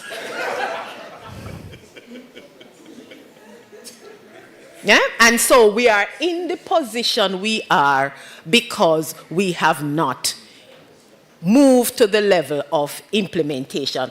So each and every one of us, I'm asking you this evening that we have to take responsibility and stand in the gap to prevent this from happening. And how do we do that in terms of implementation? Well, one, we had a committee and we worked and we got to the point where we have the Building Act. How many persons here have been exposed to the new Building Act, trained, have any knowledge of the Building Act? Nobody. Yeah, oh yes, Julia, I acknowledge you and the work that you and your agency have done over the years. But we can count the number of persons who have been actually trained so that they can go and see the nail on the zinc, or not to have been a nail, but a screw. So we have the act, we have the policy, but the implementation part where we have persons who are so trained. And even as we speak, we still have less than 5% of the population of persons to carry out the inspection prepared to do so. Yes? That's the implementation gap. So we have to stand individually and demand.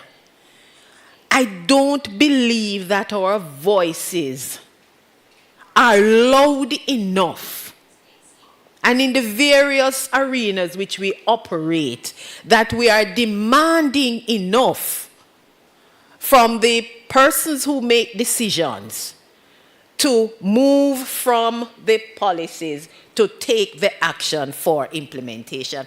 And it has to be you and I making the demand. And here's another way that we have to make the demand. And especially with the implementation and in the area of land use management and development. I've noticed that over the past 10, 15 years, we have moved to expand our developments, residential, commercial. And I'm very disturbed because from what I have seen and heard and speaking to my colleagues in the field, everybody now make a money, everybody now eat a food.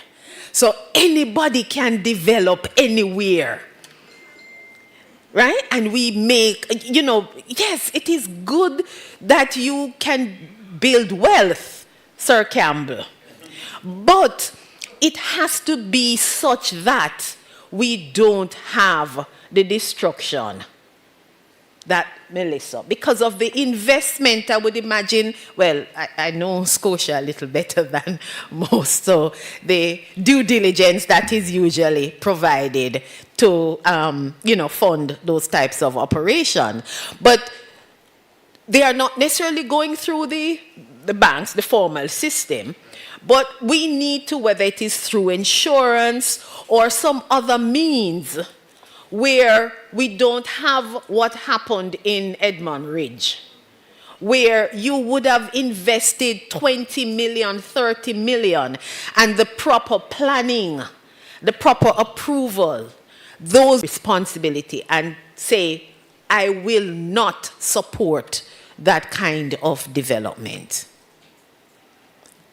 Are we going to be so moved by Professor Taylor's presentation that we are now going to demand, when you see a development going up next door to you, are you going to write to the local authorities and demand that they give you the assurance that the approval and the building process is being followed? If we don't do it, who will? And that, ladies and gentlemen, is one of the sure ways that we can address the implementation gap, by us taking the responsibility and demanding of the decision makers, particularly in the areas of land use management. Thank you.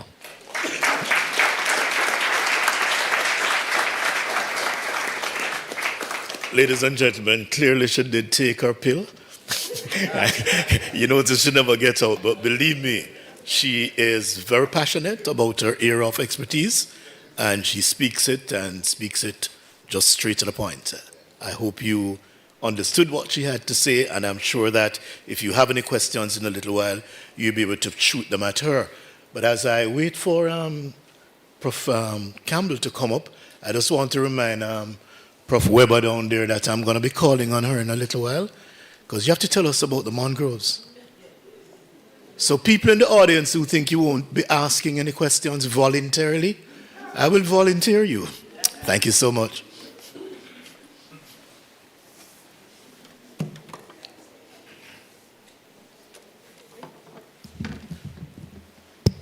Thank you very much, Major Davis. Good evening, everyone. And as I see so many of my UWI colleagues here, let me start by expressing our heartfelt gratitude on behalf of the Western Jamaica campus for the outpouring of love and support that we have seen in the immediate aftermath of the hurricane. In the first 2 weeks after Melissa, almost every single day we had either supplies or colleagues from the University of the West Indies Mona campus coming down to either check on us just to see how we're doing or to provide some relief support. So we have a caring university, and I'm very proud of that, principal. At no point in time, and I know you and I, we are not Liverpool fans, did we ever feel like we were walking alone, Jason? We had the full support of the campus. So thank you very much, colleagues.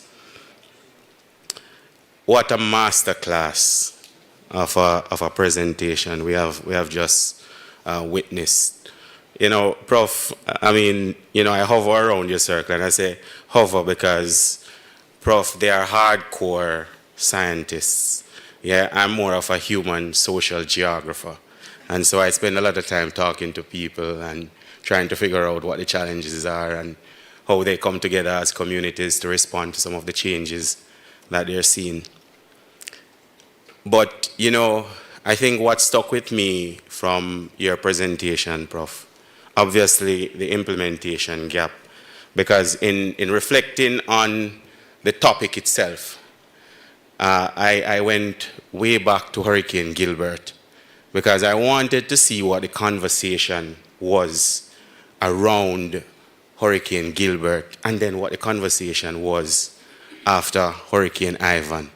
So after Hurricane Gilbert, we recognized that, one, the quick dispersing of finance, it worked well for macro stability, macroeconomic stability, and infrastructure. Housing and social protection instruments were the weak link after Gilbert. Institutional coordination was inadequate. Urgent need for pre-disaster data and registries was highlighted. Pre-1988 building practices and mitigation strategies were inadequate. The primary housing aid instrument, the building stamp program, was conceptually innovative, but in practice suffered from inadequate distribution, limited technical support, weak enforcement of building standards, and political influence on beneficiary selection, 1988. After Ivan, some of the same issues, but superimposed on those, updating and enforcing building codes, prioritizing maintenance and climate proofing of key infrastructure, integrating hazard information into development approvals. And Prof, you put it as, a shameless plea for the funding of science. And I'm going to join you in that plea because one of the biggest gaps we have right now is the science policy gap.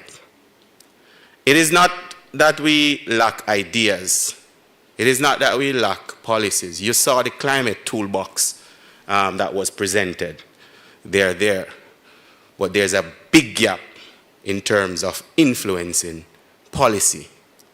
And we move from conversation to action only when the right people are around the table. You cannot influence the conversation when you're not at the table. How can we have a giant of a climate scientist like Prof. Taylor and there's no seat at the table for him? That is, to me, at the kernel of the problem we face. How do we bridge this science policy interface And until we do that, we will be 2030, Prof. Taylor, singing the same songs we sang after Hurricane Gilbert. Now, I want to add another gap. Sorry, Prof. I mean, maybe one day you will help me to come up with a proper definition for it. Right. But for simplicity, I will call it the financial gap, because I think that is very important, because from all the conversations we are hearing coming out of the response and the recovery, and certainly what is happening in terms of the global financial architecture. And I was at COP a few weeks ago, and I was singing, Prof. I walk with the number 558, that we've had 5 Category 5 hurricanes in the last 8 years. Colleagues, the writing was on the wall. Hurricane Maria caused Dominica over 200% of its GDP. Barbuda, for the first time in 300 years, the island was uninhabited. Yeah? Now, the point I'm making here is that we have the evidence, we have seen the impacts. The challenge is, how do we integrate those lessons into our own planning and scenario modeling for the future?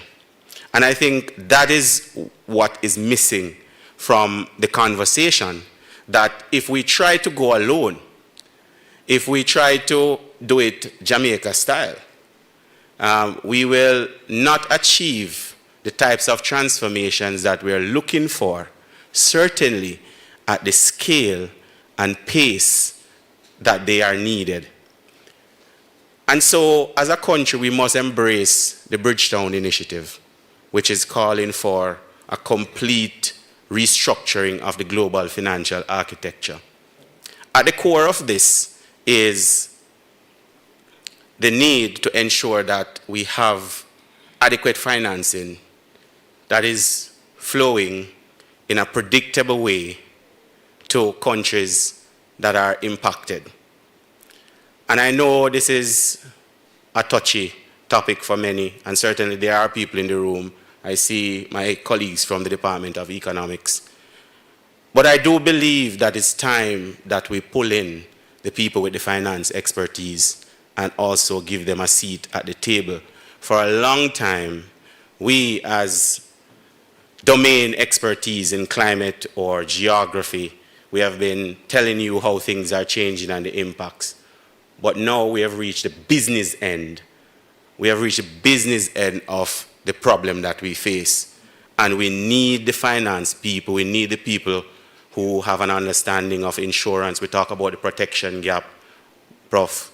Jamaica is a model for its protection system, in that we have a layer of protection at every level in the society, from the catastrophe bond down to livelihood protection systems. And yet, we have so many weak points. And yet, the high-risk corridors are not protected. And I've not even started to speak about the ecological toll. My mind hasn't gotten there as yet because of the scale of the societal harm that we are going through. But I can't imagine, you know, there's an article that came out in the New York Times, right? And we found that there were trapped birds in the eye of Melissa, right? And when that was investigated, these birds were coming from all over. But that reminded me of the sort of biodiversity impact, the toll it will have on our ecosystems and the ecosystem services they provide. Why does that matter? The poorest of the poor and the most vulnerable in our country are most dependent on these ecosystem services for survival. So that's the linchpin, yeah? And so, Prof, you know, I just want to give you your flowers. And, you know, the other day we had a ceremony for our technical and service staff at the Western Jamaica campus. And Prof. Taylor took the time to record a video sending love and support and solidarity to the WJC community. And so we see you, Prof, not just as a solid academic, but a solid example of how we can lead with compassion. And so thank you. And I was under your leadership as head of the Department of Geography and Geology, so I witnessed more of that. So thank you for all that you're doing for our university and for everything that you're doing for science.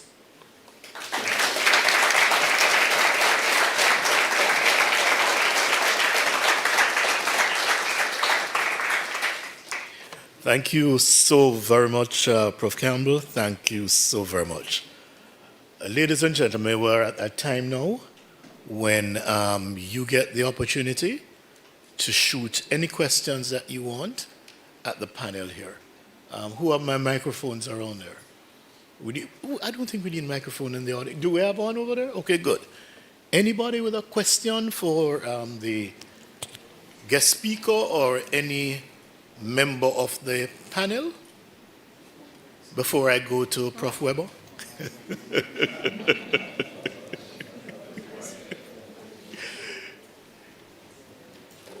Anybody with a question? Sounds like it was, oh yes, somebody right there. Thank you. So good night everybody. So the question I have is being directed to Professor Taylor. So the presentation, it highlighted the significant scientific, environmental, economic, and social impacts of Hurricane Melissa, as well as continuity gaps in disaster response. Now, how should the government restructure its fiscal planning in the upcoming year to embed disaster response as a core function, but also what are the bureaucratic barriers which are likely to impede these reforms, and how can they be addressed to ensure effective implementation?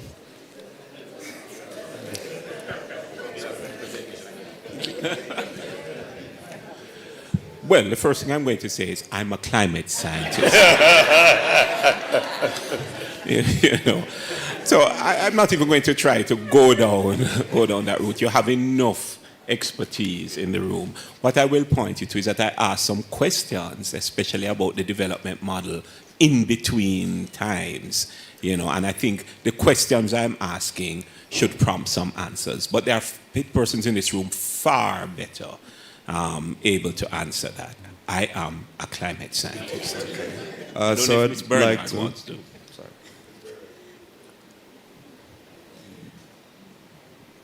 Okay. So, I think it's on. Okay. John, thank you. So, Turn it on. So, it's on. So you're asking a very difficult question right now, and that's one of the reasons I said that we are at a point now where we have to contemplate how we walk between the raindrops. It's a bad way of saying it, but the country wants to maintain fiscal stability, and that brings all kinds of benefits. But the truth of the matter is that the 8.8 billion that you heard from the grade assessment, we anticipate that that is going to get much larger, because that was only for buildings and physical infrastructure. So the losses, some of the losses that Prof. Taylor talked about, you didn't hear mention of those. Question is, it is likely that our debt burden is going to increase, because it is likely, and already you must have heard about the facility through the IMF and so on. We're going to have to borrow resources. What I want to remind you of, though, is that there has been an effort to embed sustainability in the fiscal framework, and that is why Prof. Campbell talked about the layered protection system, which goes from the risk retention level, where we have the National Disaster Fund and the National Natural Disaster Risk Fund, up to the point where we have catastrophe bonds. So the government has that in place. I think it's also part of the fiscal rule to ensure that we are investing in the sustainability issue. However, one of the things is, if the level of damage goes beyond 1.5%, then the government is allowed some latitude to relax the rules. The long and short of the story is, my expectation is that as the Ministry of Finance sorts those things out, you're going to find that we are borrowing a little bit more, and our debt burden, debt to GDP ratio, is going to increase. One of the things we also do, Prof, and we need to do better at, is that in the PIOJ, for example, they use the can't remember the name of T21 model, and they actually shock it for usually a category 3 event. We now will have to realize that Cat 5 events are more frequent, and we will have to make those kinds of adjustments. So we hope to be able to give you better information later, but at the moment we are still in relief and all of those stages. I do want to just add. Are we heading for a recession next year? I couldn't say that. No, well, what I can tell you that the economists in my organization have said is that we are anticipating a decline in growth in the next period, and that for the fiscal year 25-26, which ends in March, the economy is likely to decline by between 3 and 5%. No, that's not. No, I can't recall hearing that.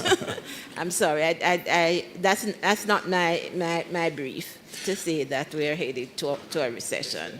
Ms. Bernard, let me just add to what it's not my field at all, but one of the things I really want to make us, capture, is that all that you talk about there are the losses we have modalities to quantify. And what we really have a gap in is these non-economic losses. Part of that gap is because we have not even paid attention to the research needed to find the ways to capture those. I gave you a list of things that happened from 2000 coming down to 2020. I've had this conversation with Ms. Bernard. In 2024, we had the most extreme summer in terms of heat. And we do not have ways yet to capture what the losses do or the impact of heat. And I'm trying to encourage our colleagues from economics and to work. We have to find contextual ways to capture the non-economic losses. If we don't, then they are not being met. And the 8 billion that we have now that we are getting is not going to budge the needle on those things, And so for me, that's one of the things that I want us to take away. Comes back again that we need the investment in science and research, in our universities to be able to do that. We can't borrow models from elsewhere. Okay. Another question around the back. Oh, over here. And who has the mic? We have 3. One moment. Then start there and then over here. Hi, good evening, everyone. Prof. Taylor, It was my wife who saw you presenting, and while it was being streamed, so I jumped on my bicycle and came here quickly. So this device I had created years ago, and the United Nations actually used it to launch the SDGs in Rudolph Elliott Park when they could not rely on digital and flow. It's a portable intranet station. So my question is to PIOJ. Since there are 616 schools that you would have seen paper being on the ground and data, could we implement 1,000 of these to help with businesses recover with know your customer, collection, information, etc.? If the answer is yes, I'd love to give you a business card right after the presentation. The second question that I have, and I'm framing the questions as if, because I'm a practicing computer scientist. It's directly to a VM group specifically. Now, I am a beneficiary of being an inheriting intergenerational property, right? And one of the challenges you have for those of us who are part of the, vulnerable middle class, which is what Hurricane Melissa is pointing out now. I, for example, would have had to go and buy a power saw, which I told Prof. Taylor, I know a power saw to help the community, right? But what it also means for myself and many of you who will have children that you leave estate to as well is that if you don't have all your estate handed over in terms of the paperwork, then what happens is that you have a gap in terms of having all of this intergenerational wealth in terms of the asset and not having the banking system have even any instrument at all that can help you if you have, what do you call that? A grant of administration. Right? Now, I'm raising that specifically in this post-Melissa conversation because as I had said to one of your consultants, Daryl Strawn from Strawn Tech that works with VM Group, just around me is at least $250 million worth of assets, just my immediate neighbors and myself. And we have so much money locked in, but we can't even turn to the banking institutions based on how we are structured. And that is one community of persons who could then turn around and help enable whatever else they need to do and then have the domino effect, as was said in the presentation. It is the community members who first respond. So I'm asking one question in terms of revenue generation capacity, if the PIOJ can help us to help the community. And I'm asking another question in terms of from the VM side of things, if you can look into creating a new revenue stream or tool or loan product that help persons who actually have intergenerational wealth, but they are restricted. For example, the NHT, once NHT does any kind of property title search and recognizes that your name is on any asset, you no longer qualify for the what would have been $11 million that they could avail. If you're not, you only at max qualify for $5 million.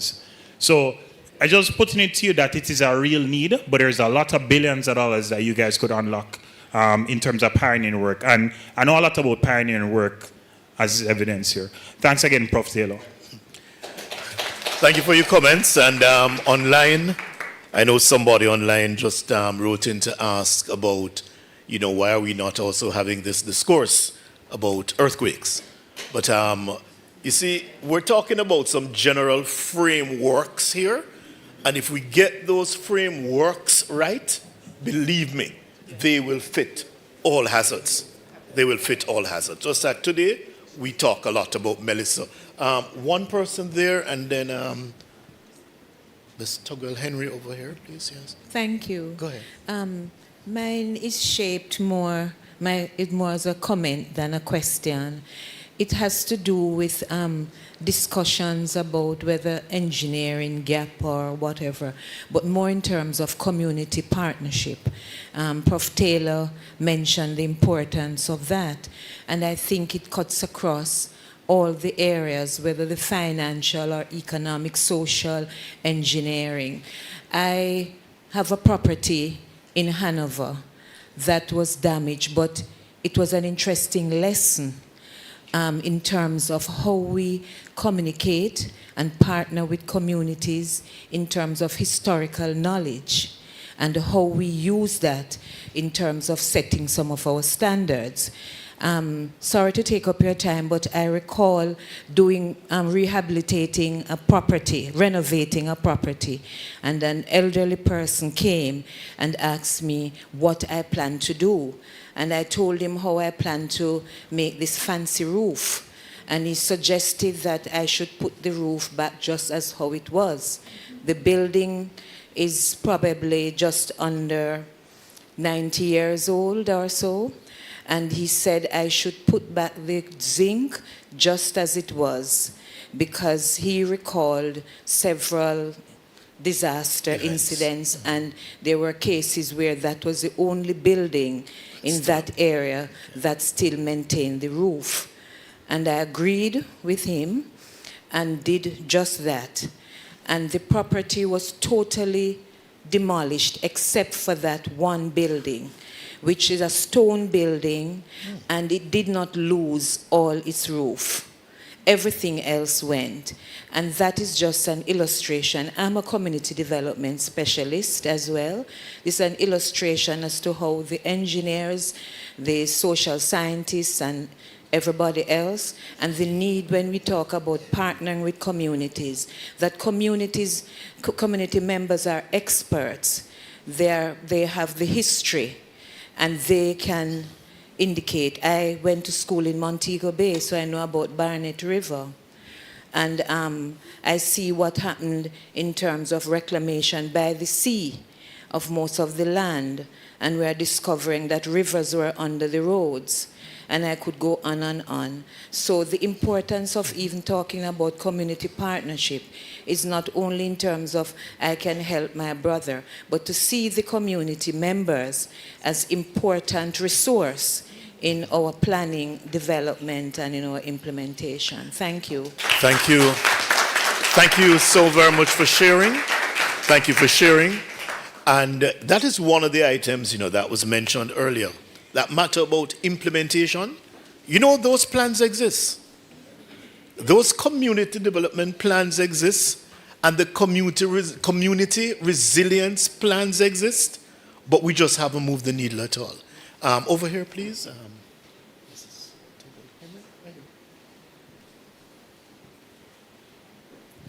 Thank you very much. The bursar is not here, though, Principal. I've been getting a lot of hits this evening. So first of all, Professor Taylor, brilliant presentation. Not just insightful, but very forward-thinking, and I agree with Professor Archer. It certainly gave you that call for action. So I too want to give you your flowers, and I hope that when you sit at the table for the planning for going forward, that you will share that framework. It was very simply presented, but hugely profound. The only thing that I think the government would need to add to it is the action column to deal with the questions you raised in the conversation. I have a question for Ms. Bernard.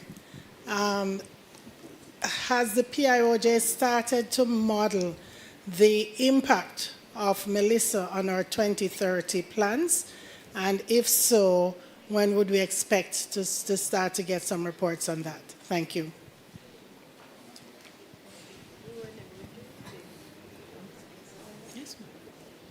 Okay, so we have not yet started the modeling. What we're doing now is the post-disaster impact assessment, and Prof. Taylor, we are trying to use the JSRAT in that process as well. And the expectation is that once we get, so we're getting assistance from UNECLAC, IDB, and a few other agencies to do the post-disaster impact assessment. Once we get all of that, then some of that modeling can be done. We have, however, recognized that while we are maintaining the aspirational elements of Vision 2030 in terms of Jamaica being the place of choice and all of those higher level goals, that it is likely that the medium-term framework as is, there will have to be changes, because remember, the medium-term framework is what guides the budget. And naturally, there is going to be a lot of spend for reconstruction and all of those things. So some of the previously identified priorities will have to take, second place or a minor place. But the expectation is that we will. Thank you. Okay. Okay, one final question, please. Just one final question. Thank you. One final question. Thank you. Mine is quick and simple. When there is a clear distinction between act of God and act of man, where does the conversation about compensation start and who should start it? All right, I'm going to pause. I'm going to take a deep breath right here, right now, because the persons I would like to ask, they're not up here. They're in the audience, right? But Ms. Bernard, is that your side? No. Okay, it's not your side. And nobody from the insurance side of the house wants to speak to it either, right? Maurice, I'm going to apologize, but we do not have that answer right now. We hope that is something that we can look at.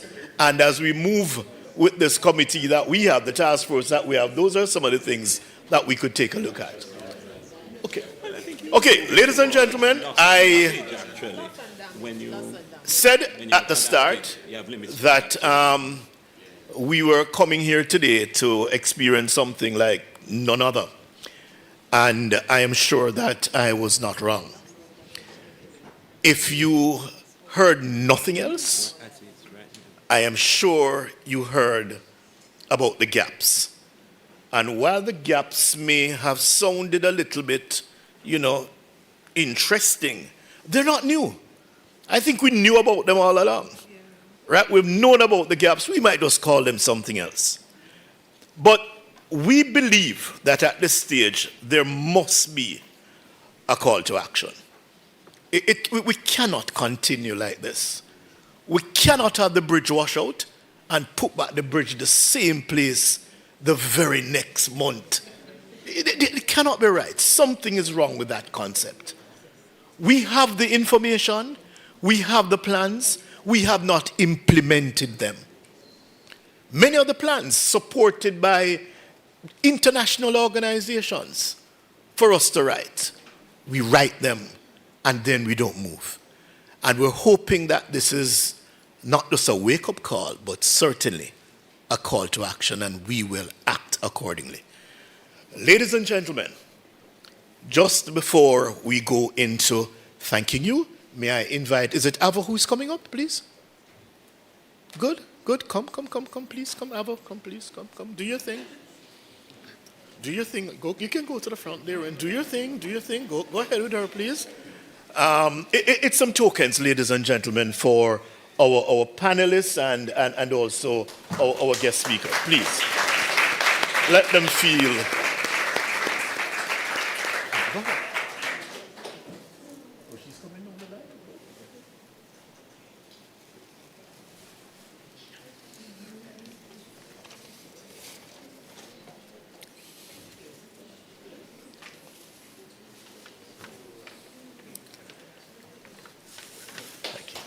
Thanks a lot. Thank you, Alvin. Okay, so I think all that's left for me to do, ladies and gentlemen, is on behalf of the UWI Mona and the VM Group, wish to express my profound gratitude for your presence here this evening. Our panelists who gave us the support, the Office of the Deputy Principal who pulled all of this together, the campus events planning team, our security personnel, the library that gave this space to us, and of course, ladies and gentlemen, to you, the attentive audience and participatory audience. But may I also, before I move from here, just express my gratitude to our guest speaker, the man of the moment. Thank you. Thank you so very much for being here. And ladies and gentlemen, same place, same time, next year. Thank you. No. Thank you, John. Jonathan, thank you. How would you like a brand new home by 2027? You and VMBS can make it happen with iSave. Every $25,000 you save with iSave earns an entry to win cash or a new home of your own, all while seeing your balance grow and grow. The more you save, the more entries you get, and every entry has a chance to win a brand new home of your own. Keep saving monthly. Every deposit brings you closer to the grand prize home. VM iSave is the key to winning.